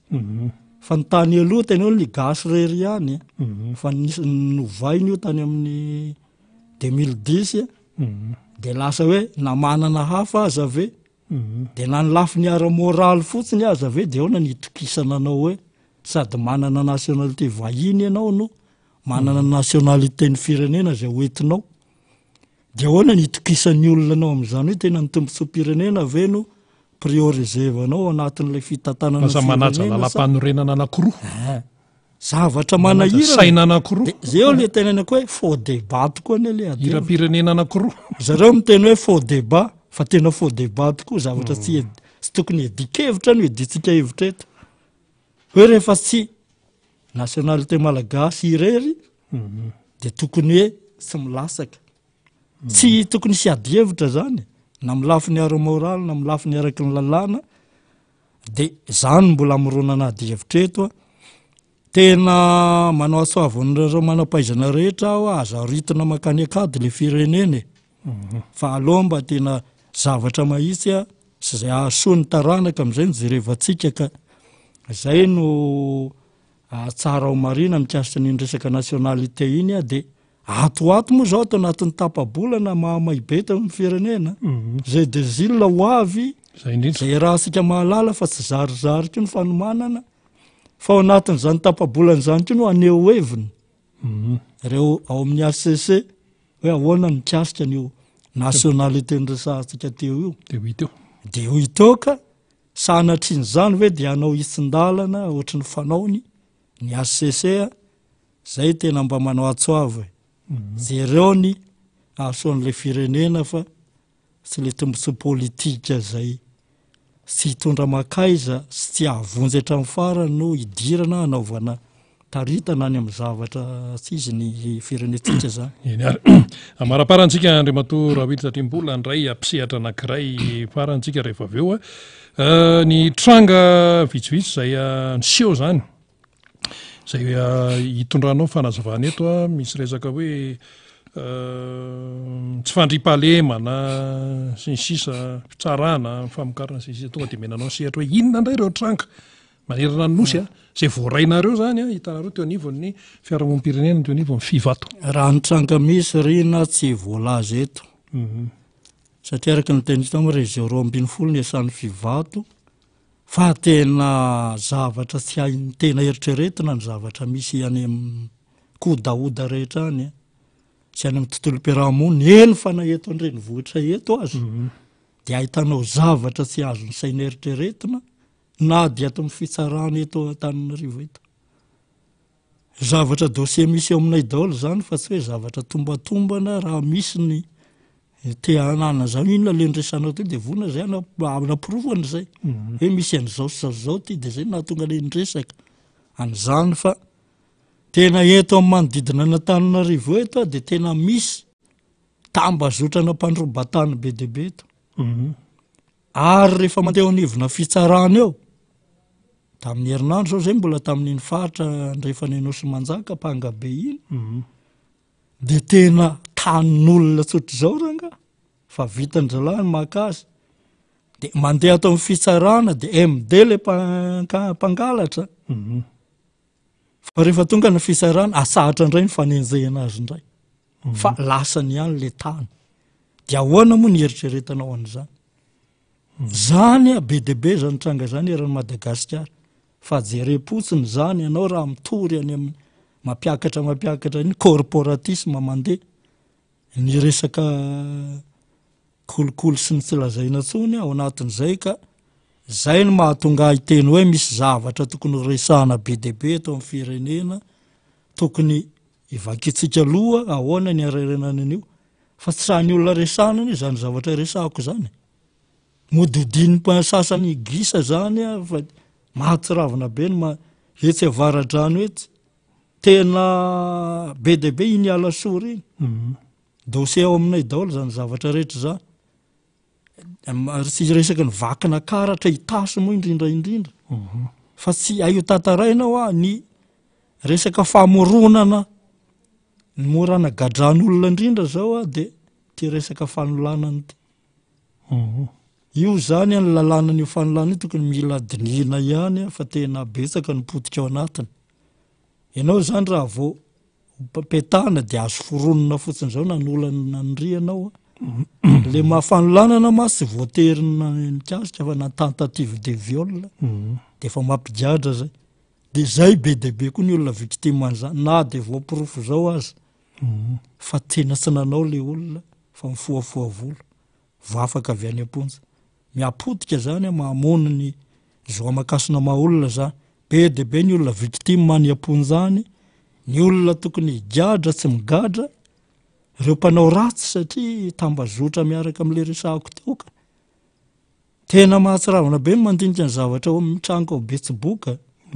Zay tena misy zavatra hitranga mako révélation atoato satria manao fanamarinana ny toerana sy laza zay moa tsy hoe tsy fiteny le fanadiadina tsy manao investigation izay fa manao fanamarinam-baovao sy angom-baovao any potiny any de mahita zavatra sy azo eritreretina hoe ay ve zany no ambadiky ny zavatra ohatran'izao zao. Ka misy ny fotoana mety ipoiran'izay zay mbola ho hitasika eo fa tsy resaka faritry bongolava moa de fe raha mahafantatra ny zavatra misy ao. Fa tena mitovy. Zay zany tena hoe ny faritra rehetra ao anivon'ny tontolona fitsarana, tontolona fanadiadiana, any amin'ny na gendarme na polisy, any amin'ny hôpitaly koa. Tena misy an'izany eritreretina hoe ray volana le miditra hôpitaly le olona de tsy voalony ny vola hofanao farafara sy ny frais-ny hôpitaly ao. Ohatra tao raha hitapitrisany tsy voaloha fa mbola 2 volana teo aoriana tsy afaka mody le olona raha tsy mahalohany io vola io. Misy zany ao bongolava. Araky ny fitarainana tonga ao aminay. De zany veranga de tsisy mahavany zany any amin'ny toerana any. Nefa any amin'ny hôpitaly ara tena manahirana. Zay le zavatra be deabe ny zavatra misy fa ny tiako hamarana anazy de lasaka fahatrana tanteraka ny firenena ny zavatra nandaniana andro koa tato anatin'ny fotoana 3 volana tato ato zay de miezaka manoro ny olona amin'ilay fampianarana satria le 700 mahery ny olona ny teny efa resy ao anatina fahatrana. Dikan'izany io zany tokony ejerena ny ampiakarana farimpenany de miara-miasa misaha sekoly andina zay amin'ilay fampianarana ny olona hoe ao anatina 3 volana mampiasa an'ilay zezika compost 7 jours biolojika ialana amin'ity zezika simika ty de afaka mampiakatra ny farimpenan'ny olona ka tonga de natsara maso ray folo kapoaka ao anatin'ny 3 volana nanao latsaka voamboatavo ray 50 be deabe azo atao tsara ny miainga amin'ny tsy misy mampiakatra ny fiarin'ny olona ary mamorona asa amin'ny tontolo ambanivohitra misakana ny olona zany tsy hiakatra andrenivohitra. Zay miezaka amin'izay fivato de miezaka manatona n'ireny toerana masevony fivato reny zay ilina amin'izany zany hanampiana ny tompon'andraikitra efa miasetra amin'izany. Eny ary isaorantsika Andriamatoa Rawily izay ao amin'ny fivato fiarahamonim-pirenena nitondra izay fanazavana izay. Evo amin'ny antso Tariby ao ny namana Faniry Razavimanantany any amin'ny zay toerana nalehany any izy ho antanitsika izy hoe aiza ho aiza ianao amin'izao fotoana zao ary inona ny azo tanterina avy hatrany ho an'ny mpiaino antsika. Ndao ary namana Faniry. Miarahaba Ny peniny miara-manonja amin'izao zoma fa 20 volana aogositra izao. Miaraba ny faly sy ny namana teknisianina miaradi azy ao amin'ny MBS Androsipatranao. Miaraba ihany koa ny Rena Arabe Mananjara, tsy fantatro inaly angamba no ao namana Rawily, namana Yada. Alatsiny tsisy retour io manko zany dia tsy afaka mijery ratsiratsy le réseau. Ity maraina ty no nigadina taty amin'ny renivohitry Mamo, teto Arivono Mamo, ny Filomarka Ravalomanana zany. Filomarka Ravalomanana izay tsy mahafoy ny vahoaka amin'ny ankapobeny ao anatin'izao fatatsika fa fahasaranana nalova firenena izao, ka antony mahatonga azy manao izay fijerevana ifotony izay ny zavatra iaina ny vahoaka malagasy. Eto ihany koa zany ny fampitakafatra maro samihafa ho an'ireo tompona ndraiky ny antoko tiko Madagasikara izay vorolanina tokoa eto amin'ny espasy tsara mandroso Arivono Mamo. Fa mialohany na tonga avy amin'ny Filomarka Ravalomanana teto amin'ity toerany dia nisy ny fitsidiana kely amin'ireo tanàna teto Arivono Mamo, ary ankoatran'izay ihany koa dia ny voandalana tsy adino mampalaza ny Mamo manko ny mananasy, ny tantely, ireo fitaovana maro samihafa ho an'ny tantsary fotoana io na ahafahany fampiresaka tamin'ireo tantsary, satria dia misy tantsary maro be moa raha resaka Arivono Mamo resantsika Rena Arabe Mananjara dia nisy izay fionana fitavana tamin'ny vahoaka tamin'ny tantsaha izay, ary nitondrana ireo voandalana zany rehefa nandalo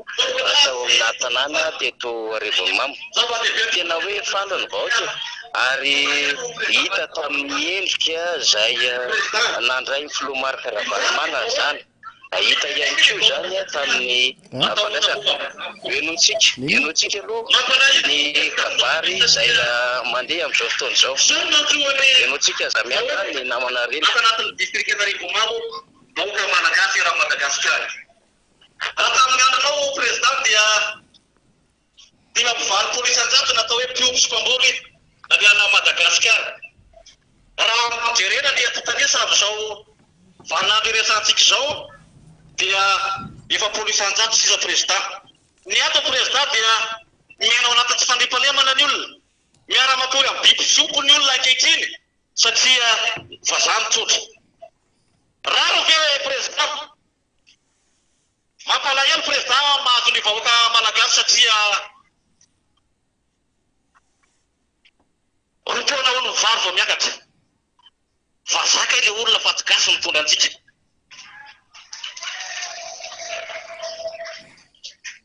Vosotra olona tanataranaky. Ay le olona vazaha président.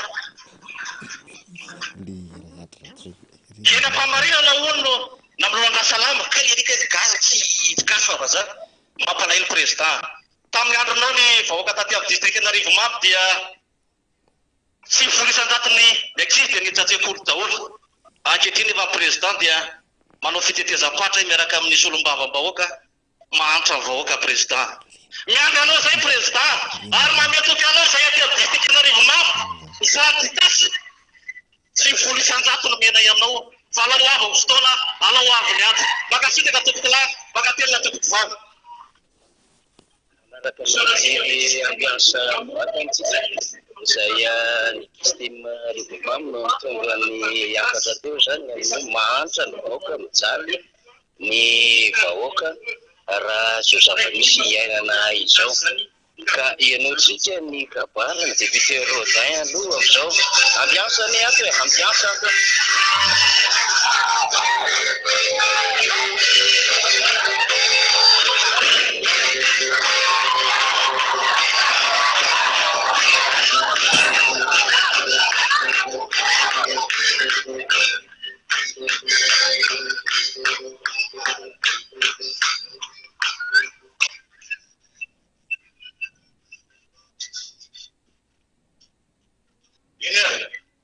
Arrivato filo président Ravalomanana. Mialatsiny fa tsy teny filo fa ohatrany hafahafato ndraiky filo fa président manana mahisy azy zany. Misy le président sorabe lehibe tonga eto Arivono Mamo ianao. Isorana be dehibe koa tsy hanonona hoe député fa aisy menakava amin'ilay fo ihany. Amin'ilay fo daholo ny député tsisy misaratsaraka izany. Isorana be dehibe tokoa izay rehetra tonga eto nasaina. Distime avany apo be le président. 3 sy 3 fokotany. Miafia daholo androany akaiza président zany. Izany tsy misy 10 isan-jato zay. Jerana tsy amena ray ara ho an'olona mpanokam-panjakana. Samia zay azany tetezako an'ity commune ndraiky. 3 fokotany. 4 fokotany a commune. Nitetezina daholo. Mijaly izy. Mijaly avao zay tantsaha président fa zay tsy andeha voatra. Zay nisorako anareo rehetra hoe io na président zay androany. Aloha izy dia tsara azy. Président hoe olona tsy mbola nijery zany hoe nambola varotsy ny ondrika. Teneniko zany. Zay rehetra niainanao telo dia niaranay tasy aminakasy. Hafa ny olona milaza be lazao ary. Raha taminay rehetra za président teto niarany teto aminao fa doboka amin'ny fo. Ahoana ihany izy ty. Ireo rehetra dia mitovy amiko daholo. Atreo ihany fa reny hitanao tany Seny reny. Tsy reny ihany fa mbola be dehibe ny any inga chef de région raha baina anao tonga soa amin'ny tany tikatra. Na vita be anao tiafana be chef de région tonga eto. Tsy teneny zava niarany azy. Zay teneniko teto hoe raha zany président Ravalomanana manana zany.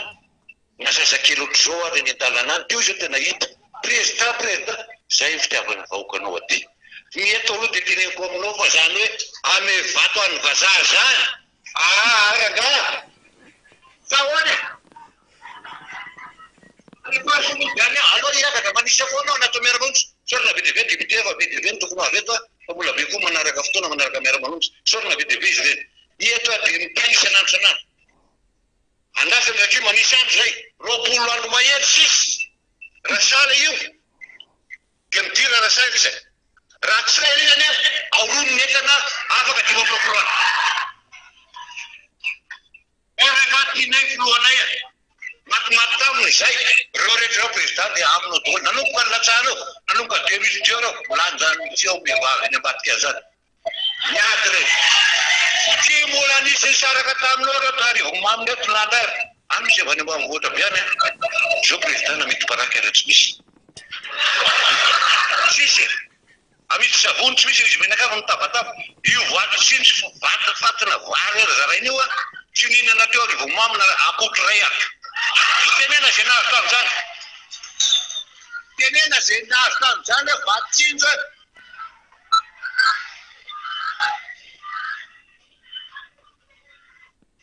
Io tsy matao toto menakava. Dia mizara vary ao Tananarivo. Dia milanja vary ray gony avy. Fa iveriny fa izy angamba nanitaka an'io hoe zay aloha tsy fitety teto président. Nanitaka tamin'izany io lalam-pandrena fatina lalam-pandrenany io. Tatio tsisy izy namboapokotary misokana tamin'io tateo amin'ny tatelo mamina ray. Tsy nisokana varavara boapokotary hoe ifity lalam-pandrenany. Na dia avaty tsongobon'olona io. Tena marina fa teneniko zaza masika raha vao io zavatra io. Satria ny amin'ny vahoaka, nametraka amin'ny vahoaka, nametraka président raha vahoaka. Natao izy navita mandama hery be dehibe ary tokony mbola tsy zay. Mbola tsy zay. Raha ohatra ka fa izy boapokotany vita taty ambanivohitra ray manontolona. Fa nahita izany nareo. Fa fianarana sekoly azo io. Eto président natao le fianarana mitritra. Eto le natao président teto sekoly tsara tarehy. Table voix le tsara tarehy be be. Dia sany zay natao hoe olona tsy matao toto. Tsy lava teny afa aloha entsika président ivesaka. Aloha zay tedavina na enjana be président fa nalahelo ao isorana be na mahery ianao. Tena mahity teka be ho azy. Iza mbola filoam-pirenena na tety a Madagasikara na leta automobile nandeha tonga. Tsy ho vita président hoe anofako hélicoptère. Fa aleo ny mijery ny vahoaka hoe ahoana vahoakako. Satria be dehibe no mitantara ny tanay na manao an'izao. Aleo ny masonay dia nahita izy. Fa tsy mbola nanitaka izany président mbola tsy nahatsiaro an'izany zay taty. Fa dia matoky zay bitaka ao fonay teny amin'ny Magro zay menakava eo. Tadia 15 mosipiny tera, 20. miakatra namonjy Macron tamin'ilay congrès be tian'iny ena analan'ilay fitebotebo le fo miarany tebotebo zay hoe ahoana kanko sainga vaky le fona eny hoe raikitry ry zareo tena mandra sonanareo namana rehetra tsy nafoy tonga tativa lavitra io lavitra kaiky io lalany io aloha tenenao le président Ravalomana namoana io manapatonga tany sormandity mbola tsy disy lavaky zany na ray ihany fa ato le olona mpangalatra volam-bahoaka herinary tapabolana demitsika le lalany jereo makaty nareo makany ay président mbola namitaka teny nareo andreo miakaotra ray nareo tribunal n'Antananarivo tokotry tao zao le carreau aiza mangalatra mena volam-bahoaka ozy ndavana misy le hôpital tao mioko nareo zany ditsy zany sarotiny izy atehaka be ho azy aty président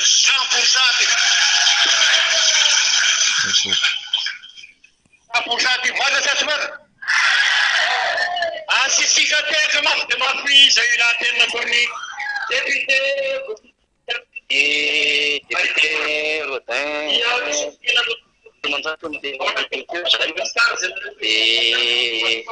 eto aloha zany eto daholo ny solombavam-baoaka fetra rahalamizafomololona député Rodin tompo tanàna député Rastany député Todison Andriamampandry zay no eto ny politika Bordeaux eto ajo ny politika Julien André Morasata sy ny mpiara-miasa rehetra amin'ny filoha Marc Ravalomanina chef de région taloha teto député Fetandray minitsika ameny fitenenana dia ao anatin'izany no anolorana ny arahaba ho antsika rehetra tiako Madagasikara eto Arivomamy zay tarihan'ny député Rodin ho vidy teto sy ny disitiny maro ny mpiara-miasa rehetra ao ny vehivavy ao ny tanora orakoraka be aloha amin'ny Arivomamy raha zao fijerina azy zao amin'ny anaran'ny vondrona parlementaire tiako Madagasikara zany hoe fitambarany solombavam-bahoaka tiako Madagasikara dia iaraha mahita iarahana tsy takona fenina toy ireo faritra rehetra nabeanay nanerana ny Madagasikara tsy hitanisa fa tsy misy ny efitrano atonina ny mpikambana sy ny mpanara-diny filoha Ravalomanana tsy arak'ilay tenin'ilay ministry ny antitany manao hoe tsy maintsy any ivelany tsy maintsy anaty tranony nanaovana izany tsy maninona maro ny tsy tafiditra ho ivelany ao nefa na izany ara dia manaraka antsika zay hono e zay le lalàna napetrany tsy maninona manaraka izany dia efa napetratsika teo am-pelantanan'Andriamanitra ny asa rehetra zay ho tanterahantsika isaorana ny ray aman-dreny mpitandrina isaorany ihany koa fa manana ray aman-dreny endritsika ray aman-dreny manam-panahy ary manana traikefa dia tsisa fa président Ravalomanana tarika atsika manarak'izay dia misy ny afatra sy ny toromarika fa ty amin'ny solombavam-bahoaka zay mpikambana ihany koa ny ivom-birao politika ny raha toy izao dia tsy vitantsika rehetra irery tsika tiako Madagasikara io resahako io ny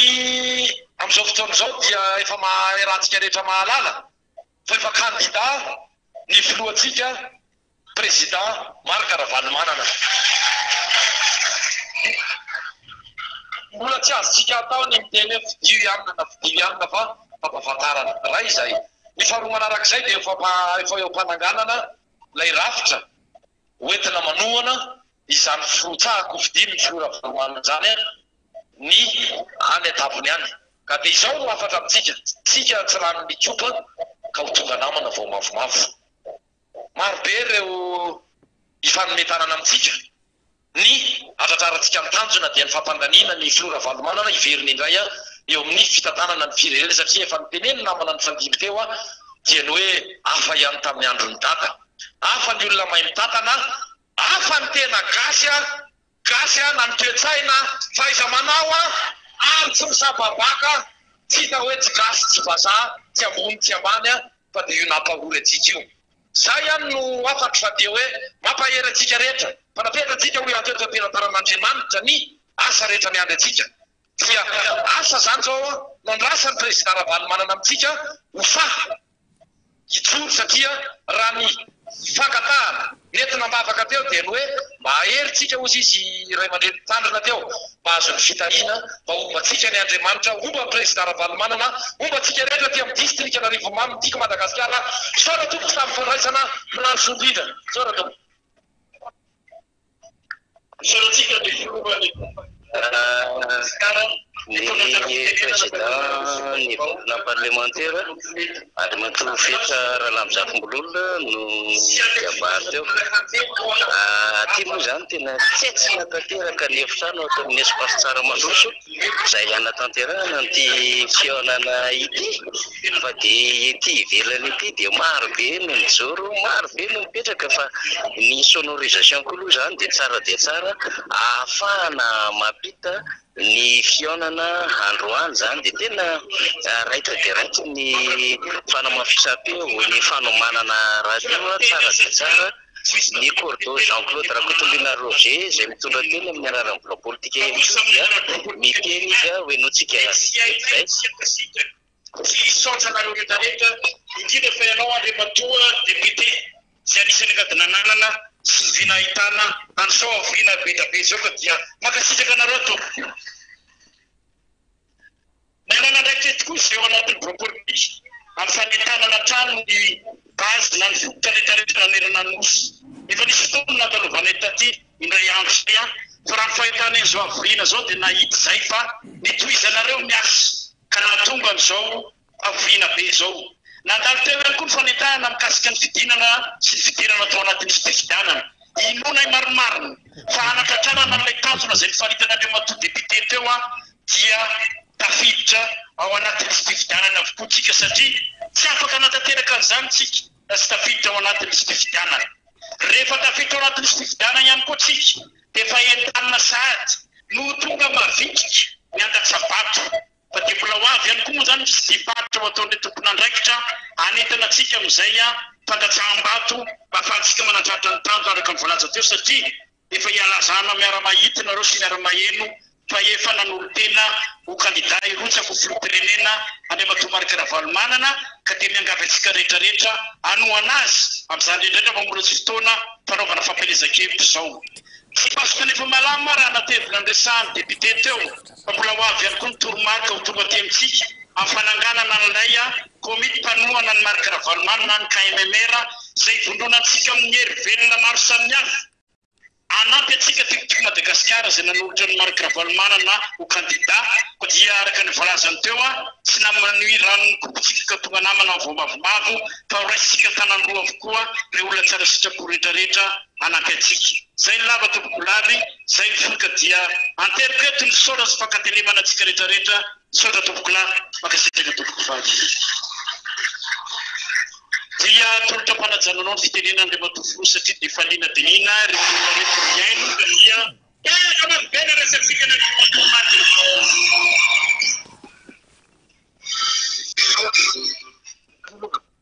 tena koa le miaraka amin'ny bloc politique tena koa anao ianao zany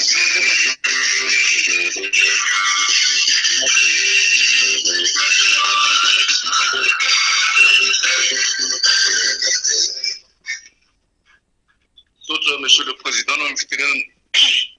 Falmera Batskri to Arivomamy Pirenei.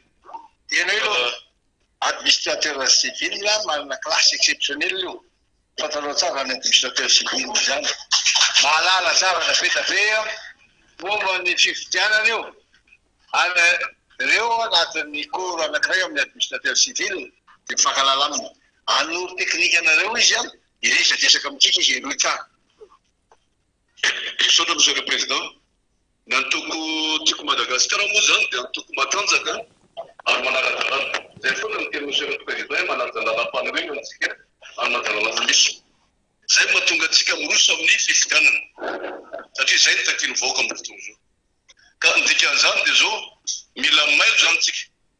Izay moa dia mifanatona foana amin'ny CENI, i raha président tsara ny mifanatona amin'ny CENI satria izy mikarakara amin'ny fifidianana bazao amintsika zay mba mitondra amin'ny problème ary zareo kosa aloha miezaka amin'ny fotoana izao manitsy sy azo hitsy. Fa ny zava-dehibe amintsika dia zao manara-maso tsika, mila mailo tsika satria tsy kely lalana mihitsy ny mpanao rafy. Zany hoe mitsakana zany ny camemera ny vomfotahatra ny fotany nametrany camemera miaraka amin'ny team zany dia anatin'ny fahatam-bato mila maina arao maso tsara mihitsy ny zavatra misy eo zay alao sary ny voka-pividianana alefa apetraka amin'ny tableau io fa ilainy zany aza miaro misy nareo tsy tena vitany bientôt dépouillement le vato somatsy io vangala rehefa lasa don'olona dia vonoany eo ny jiro dia amboamboarina eo zavatra misy zany tokony vavaka tamin'ny élection farany na ho izy manova azy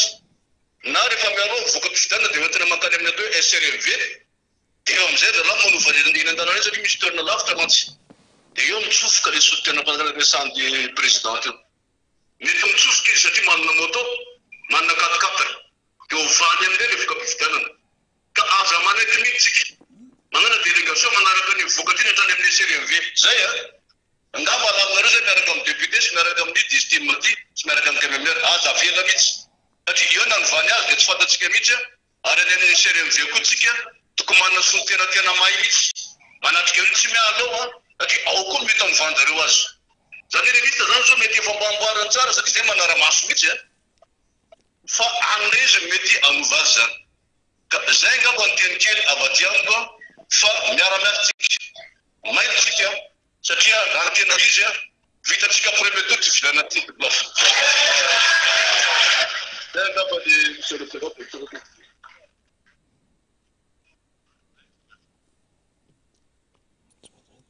izao zero tsara dia tady avy tsara fa misy olona miaraka taminareo taty ary mbola miaraka aminareo zay amin'ny fotoan'izao dia lefa nainga ibera efa somary matavidy azy nareo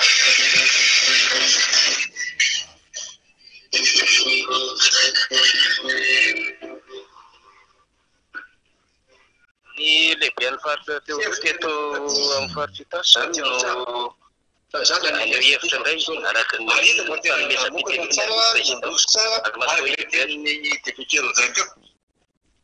manana ty fatana dia mivady akinga mitsanana iny anao vady ntsio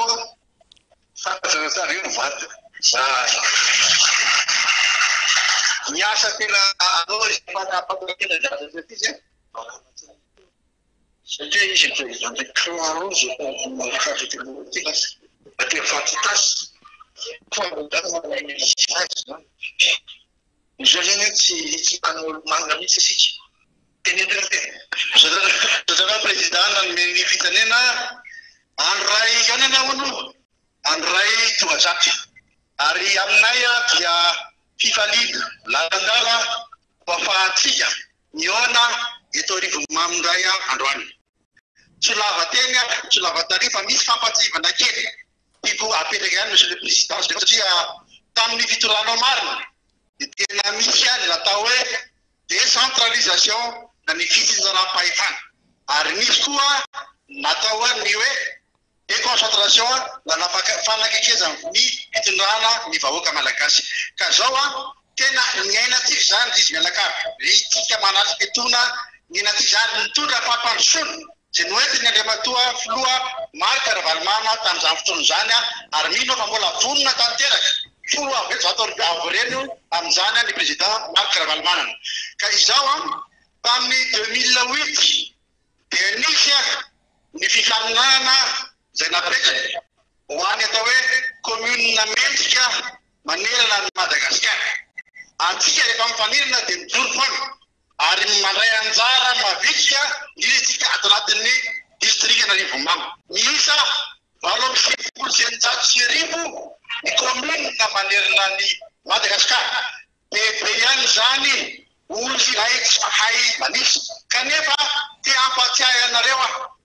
député Rodin moa niaraka taminay tamin'izany fotoana zany hoe tanatin'izay commune marobe manerana Madagasikara zay dia nisy ny fifaninana ny mikasika ny bonne gouvernance na ny fahaizana tata nisy fifaninana mikasika ny fahaizana mampandroso ny eo amin'ny lafiny rehetra zany na ny resaka ara-sosialy indrindra eo amin'ny resaka fampandrosoana amin'ny ankapobeny ka tiako ny mampatsiahy antsika manakavy eto amin'ny district Anarivomamo tamin'izany dia commune urbaine deuxième catégorie ary tsika teto araky ny safidy nataondreo mpiaramondy ranika antika ary araka ny safidy napetraka ny filoha maro Karavalomana no nahazo ny voalohany manerana ny Madagasikara isoratsika be zany tsara ny mampatia an'izay satria ary matoa filoha mbola tsy fijiganana an'izao mbola tsy propaganda valifity moa dia hoe eo andamosyky mandrakariby itsika anome ny ao anatsika izay tratra ny haitsika anohanana anfiloha maro Karavalomana amreo adidy mafy sa ndraikitra mavezitra zay saminao a misoratra proclame kasika tompobary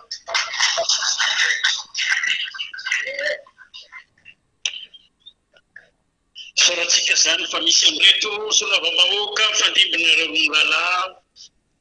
Gosisa ny fatra teo aloha ivera zay itatana ny faritry tasiny relesika teo dia Karavalomana moa rehefa etsika raha député satria ny vokadotsika araka ny teny tasy tena teo hoe Andriamanitra any dia sotra satria tanteraka sao dia misy tapon'Andriamanitra eo rehefa ohatra arivoma miarabanareo hoe tsika nga marotoana kelikely any fa zavatra kely any fa batsehina fonidina tamin'ny lalana iny aho tena sorena satria ina le teny ladiste matron maninona teny dala rena terlava olona manterlana aika antsika mokatra te parlava Madagasikara katapokao zay no sisa mpamokatra nefa tsika Madagasikara fa kara tana midadasika ny rehetrarehetra dia dia manday le président Bazalasanao lazany hoe raha zay araha dia lasa nidina 50 000 ohatsy izy ny euro inona zany olona manday ohatrany olona any amin'ny EPT mivoana olona tsy mamokatra ny any olona tsy ampamokarinao tsy hainao fampela tsy hainkatrarehtra aizay varaliana ny tsika dia zavatra mandroiny a tsika faly mihitsy mifaly mipetraka amin'ny président zavatra farana fotsiny bebe teny propolitika teo izy efa lany reo raha mahazo ny finestimation ampisaka miteny amin'ny ara-manotsa aina adeo fa inona izy ataony alaka betizy tsika tsy manita an'izany efa vololonareo raha anao betizy aza manaika ampeny tsara vatsika ampeny tena tsika rehefa mambola eny tsara lasa mbola miaritra firy andro vao miakatra mivokatra tapabolana raha hery vola telo volana dia vokatra tena ambetsika dia manomboka tsika mianakavy a hoe mpivady aman-jany manandrana makantsika raha tsika io fa zavatra hafatirapia fa io zatraka fa tsy lany tsy io fa bebetizy satria tsika tsy anaka an'izay ngamba zay ny teny fara fa tsy ola varesaka fa mbola betabe fa dia samy tahin'Andriamanitra toko sotra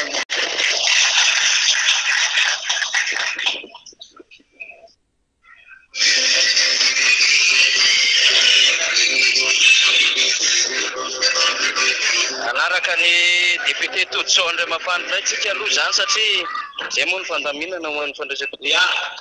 TFM ihany ny afosoana teny fosy mazava mandeha matoa président député lany tena mbo manarina zany mpitaingon'omby iny dia fatsasana aminareo koa tena koa dia fantatsika fa tena sahirana ny vahoaka antra fadiran'ovana hitatsika fa miakatra ny vidim-piainana tsy sosity dia teto tany ny fandrimpalemana ny tataina daholo a isika rehetra na any an-trano na any an-tsaha na anaty taxi borosy na iza ny tolo ambalo ary abo dia mbola misy maka any am-pasana na velona zany tsika na maty ny tataina foana zany ny malagasy mbola tsy sotro zany amin'ny andrisiny 10 taona tompolasy tompobavy ka eto isika dia tokana eny ny vaolana tamin'ny andro ny filoha maro Karavalomana hitatsika fa inona tsy vitany lalana io 9200 km ny vitany mbola tsisy navitana zany ny sekoly nahazo cantine scolaire daholo ny kit scolaire ny fahasalamana ny asa be da be ny asa famokara ny chômeur ny asa daholo mihinana orta sy fromage daholo tsika ny tatsaha ny roborobo daholo nahazo fitaovana daholo ny tracteur ny kubota izy ny vaholana tompolasy tompobavy koa dia eto aho dia mbola fotoana amin'ny propagande zao efa manana vinam-piarahamonina ny filoha Ravalomanana misy an'izay hoe map plus mazava ao daholo a ny vaolana rehetra amin'ny resaka fandriampahalemana, ny resaka famparotona ny eny ambanivohitra, ny fanabeazana, ny angovo, io délestage io raha mitapaka io manana ny vaolana ny flora varomarana. Commune tsika manatena fa rehefa eo flora varomarana voavaly daholo ny olana amin'ny fantrana ny vahoaka malagasy tomponasy tompovaly. Fanazava tompolo. Enona flora varomarana tsika. Tanora izay mahalala tokony atao. Lasa mianga satria hitako be tanora be tany an-tsena ato eo. Ny tanora kely zay dia vidiko le arona. Nareo aty mana ny zanaka. Atena tia mampianatra zanaka. Dia nisy ny olona saika miara-miasa amiko ao avy aty daholo gaga aminareo. Dia mitsara ny teniny. Mety tsy ahiteny izy fa ilaza azy fotsiny ohatra zao fa ndeha lity ny teny izy. Melo tsara miara-miasa amiko kay kely eo eo. Zao ty.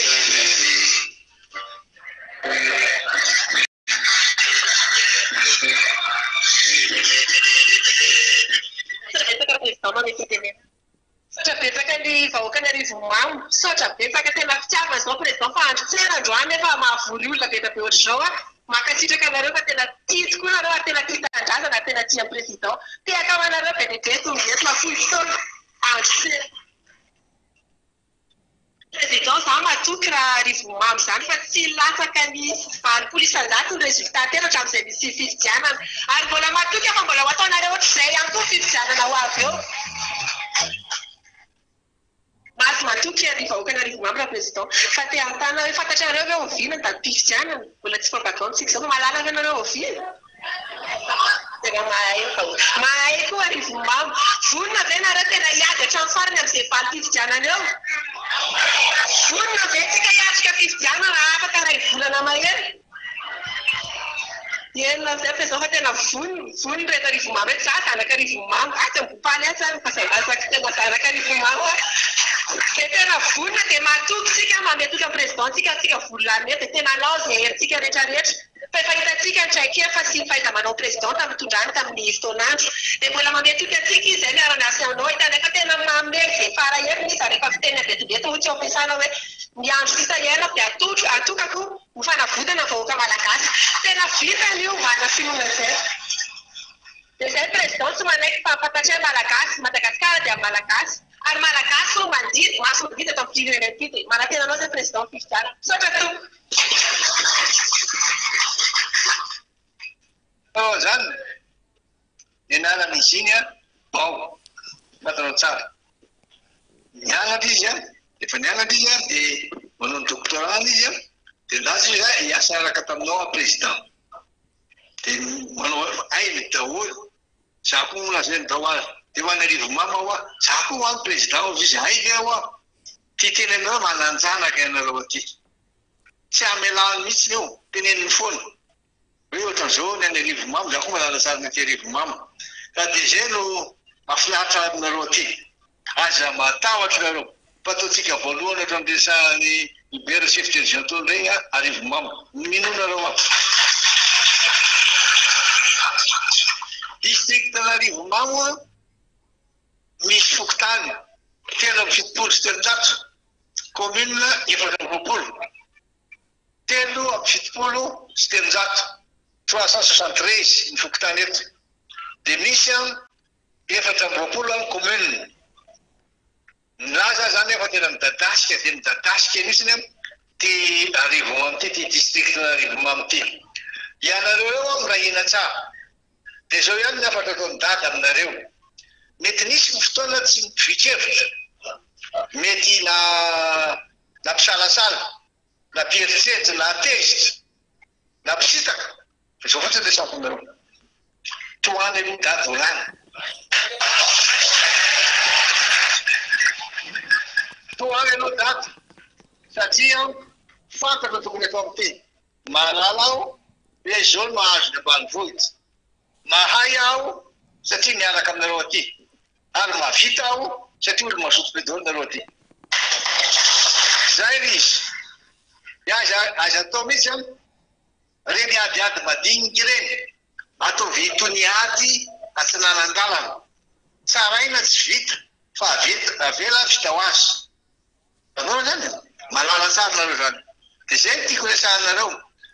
tsisy zany hoe tsy hitovy hevitra zany daholo ny olona saina samy manana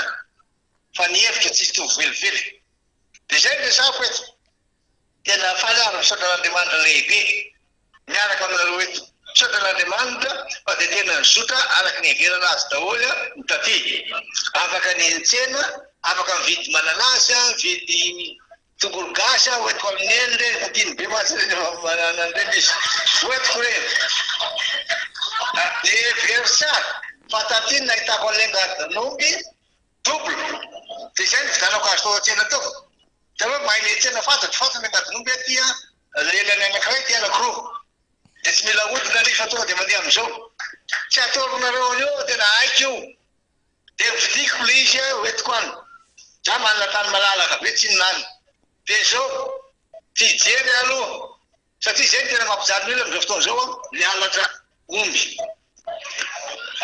dia tsisy afaka hiasa tsony ny olona satria nalay ny olona ny omby zay siketo misy ny tarikesa misy tsy maintsy mahita vahaolana amin'io dalo mazavatanao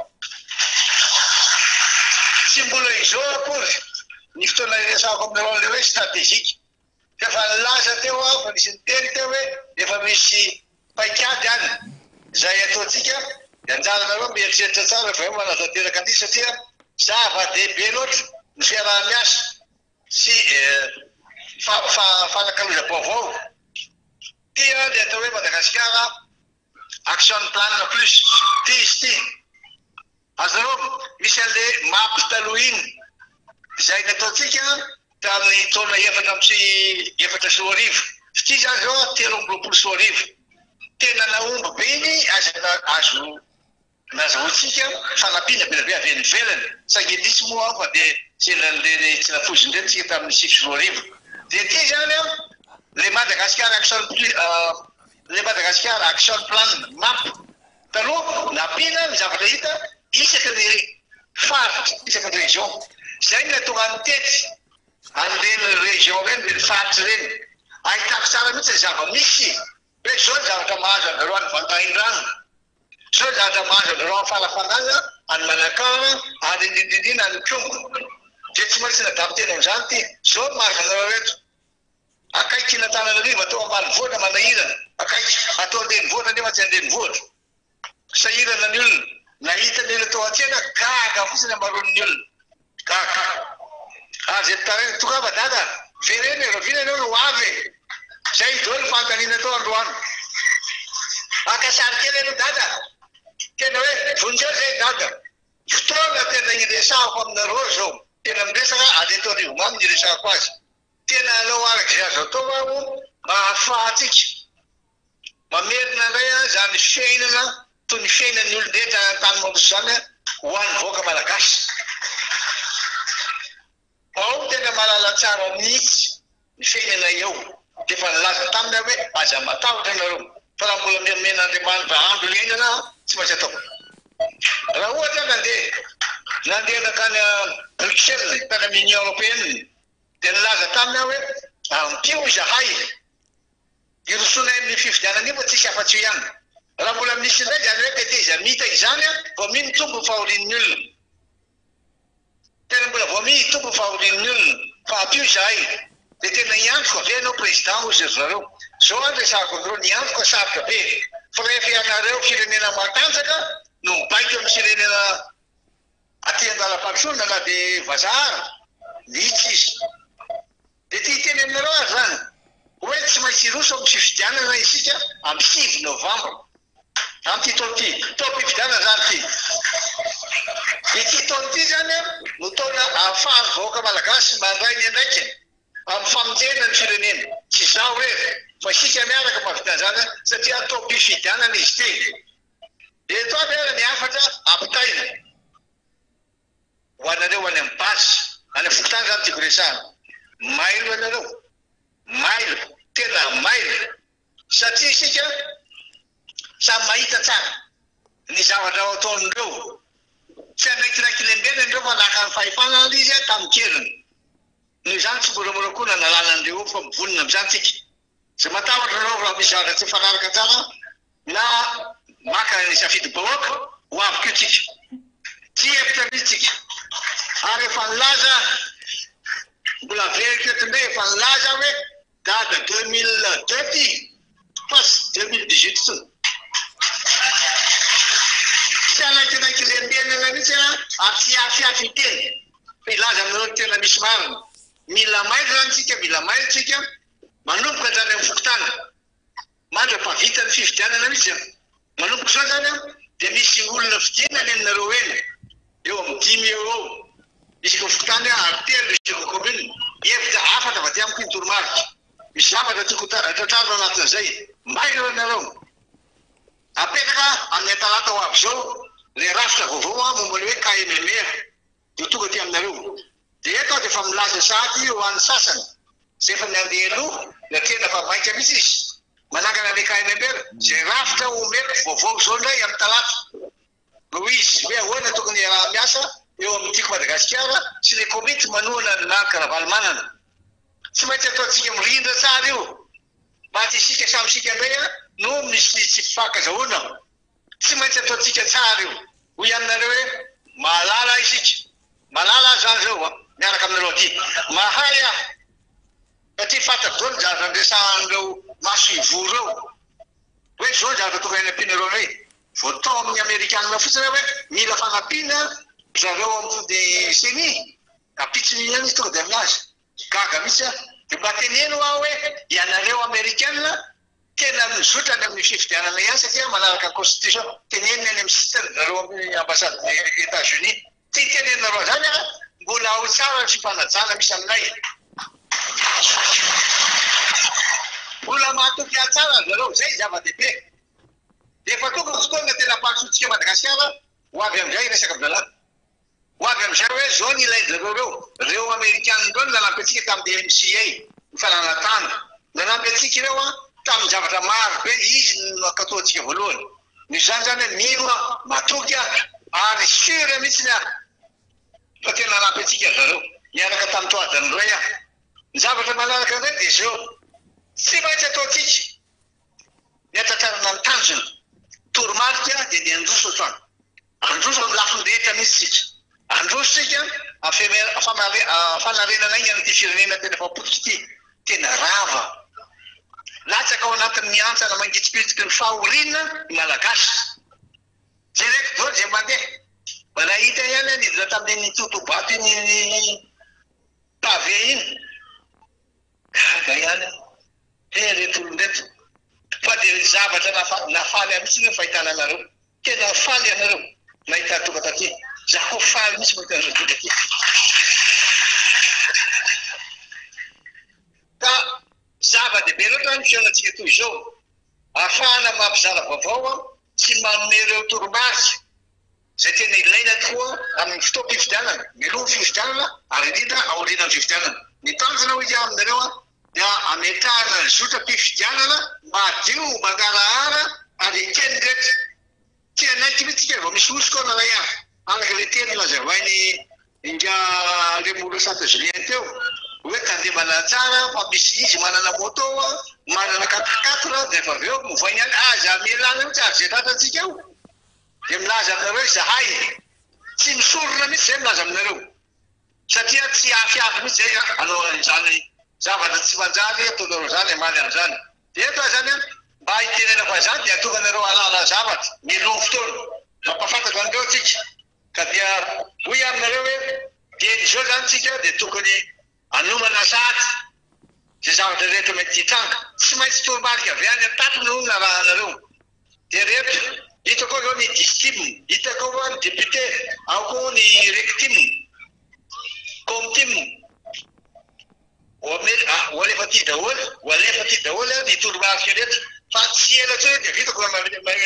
mamita azy any tena ty satria mbola eto aminareo zao amaranako an'izy androany zany mamarana azy dia rapitsa mamita an'izy aza matahotra ho fasahina reo mijoro ary aza manaiky ireo raha matahora ataon'ny sasany anaka le teneniny nga député rastany teo amin'ny 10e arrondissement ty iny zao nandrasany eto tsy aleo manentsy mpangalatra ombitsy ambadika etsy na ry ananina ry zay indrindra tsy maintsy zay izy fa izy moa manana fataminana fa na zany kosa dia tena makasitraka ny fietsika nataony zareo teto Rivomamo ireo mpitandro ny filaminana ireo. Tena nanaraka anay izy teny an-tsena mijery miaraka tamin'ny zavatra nataonay tany. Zay efa milaza taminareo zay tsy mila banina, zay tsy anakorotana fa hoe zao natao dia zay natao. Dia teny azy zany hoe rehefa mifanaja isika dia manaja anareo zay, nareo koa manaja anay. Fa ireo sasany milaza hoe zay ny lehibe eto, zay dia azafaty tsy mety zany. Satria amin'izao fahoriana mahazo voako zao hoe dia nareo mbola anao didy jadona amin'ireo ihany. Izy efa tsy menakanina.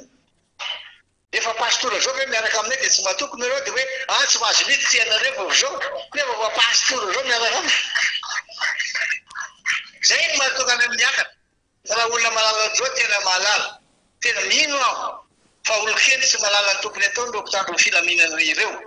Raha tsy fidinao n'izy ireo koa mahazo azy satria baiko ny voaraina. Reny matsy vao baiko reto ho tanterahana. Dia ilay manatanteraka baiko tsy mety. Manjary tanteraka nefa nanjoanareo rehefa aveo zavatra hafa. Hoe aminareo amafisina indray zany hoe ny fiarahana. Tsy maintsy amafisitsika ny fiarahana. Mba hahatonga atsika irahina tsara mba tena toy ny hoe akanga maro tsy vakinam-bo. Ary mitabe tsy nama. Rehefa mitabe miaraka daholo tsika, zay ny sinireo le KMMR. Ino tsara. Misy ireo fikambanana avy any amin'ny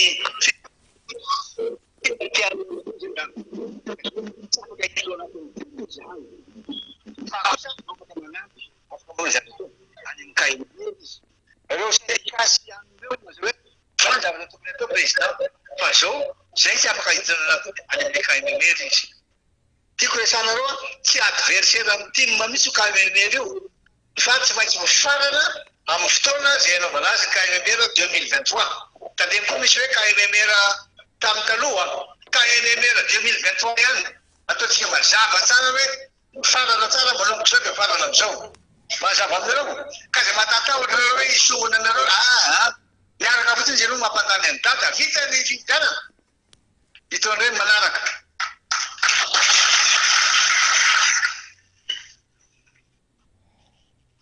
Tena tsy maintsy feotsika fa olona manaraka tsara ny lalàna isika ary manaja tsara ny demokrasia. Manarina Rabe Mananjara filomankaravanimana moa zany tsika ny kabary izay fa ho amin'ny fandaminana moa zany satria fa ambombe folora mahery izao misy ihany koa ry fandaharam-potoana maro samihafa izay tsy maintsy ho tanterahana any amin'ny foibeny IS sy eo any amin'ny radio Madà. Noho izany dia fampaharina tsao angamba ny fampitana amin'ny vatana ny fitsidiana atao amin'ny filomarika Ravalomanana aty Rivomamo. Raha marihana kely zany dia hoe nanamafy ireo toromarika samihafa sy ny fahamelona ary nametrahana ny komity fanohana ny marika Ravalomanana amin'ny fifidianana ho avy eo zay. Zay no tena anisan'ny vaidon-draharaha ny fitsidiana taty. Ny talata ny filomarika Ravalomanana dia hiparitaka any amin'ireo toerana maro samihafa izay toromarika ho amin'ny fananganana ny KMMR izay ary tena hifamoretana no anatin'izay hoe firaisam-piana izay satria dia mila vahaolana voaka malagasy amin'izao fotoana izao ary izay ihany koa no mbola hijoroany ny filomarika Ravalomanana araka ny tenin'ny andro sisahena koa dia hana koko ary hitondrako izay tena mahasolo sy fikarakarana ity firenena ity sy ny vahoaka malagasy. Izay aloha no azo antaina avy aty Rivomamo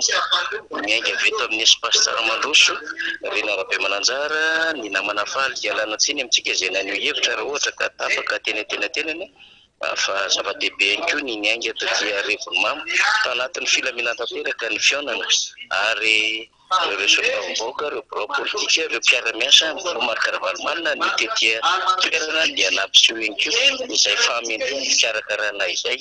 niaraka tamin'ny solombavam-bahoaka Rodain zany izay voafidy teto amin'ny distrika Rivomamo. Makasitraka antsika ho mpieny ny fandanina miara-manonjy ary manome fotoana indray ho amin'ny herinandro io dia farany herinandro mahafinaritra fa mila zato manakany miainga avy aty Rivomamo. izorantsika ny namana fanira zavamanatamy nampita mivantana ny tany Arivomamy zany tamin'ny fitsidihana nataon'ny candidat président Marc Ravalomanana miaraka amin'ireo délégation niaraka tamin'ny mbola ao anatin'ny izay fitsidihana izay moa izy amin'izao fotoana izao ka dia hoarahantsika eo ihany ny akom-baovao momba an'izany rehetrarehetra izany. Ny fandarana miara-manonja dia tapitra amin'izao dia isaorantsika rehetra nanaraka hatramin'ny farany. Izany fandarana izany amin'ny alatsinainy indray ny fotoanantsika manaraka ary dia efa apatsahivina dia an'izao zany fa ny namantsika iada dia miakatra eto amin'ny alatsinainy satria mbola maro ny zavatra tokony ho azavaina sy anehokevitra ao anatin'izay hoe raharaham-pirenena izay ka dia amin'ny alatsinainy indray zany ny fotoanantsika manaraka eto amin'ny miara-manonja MBS Radio Mada samy tain'Andriamanitra isika mianakavy veloma tompoko.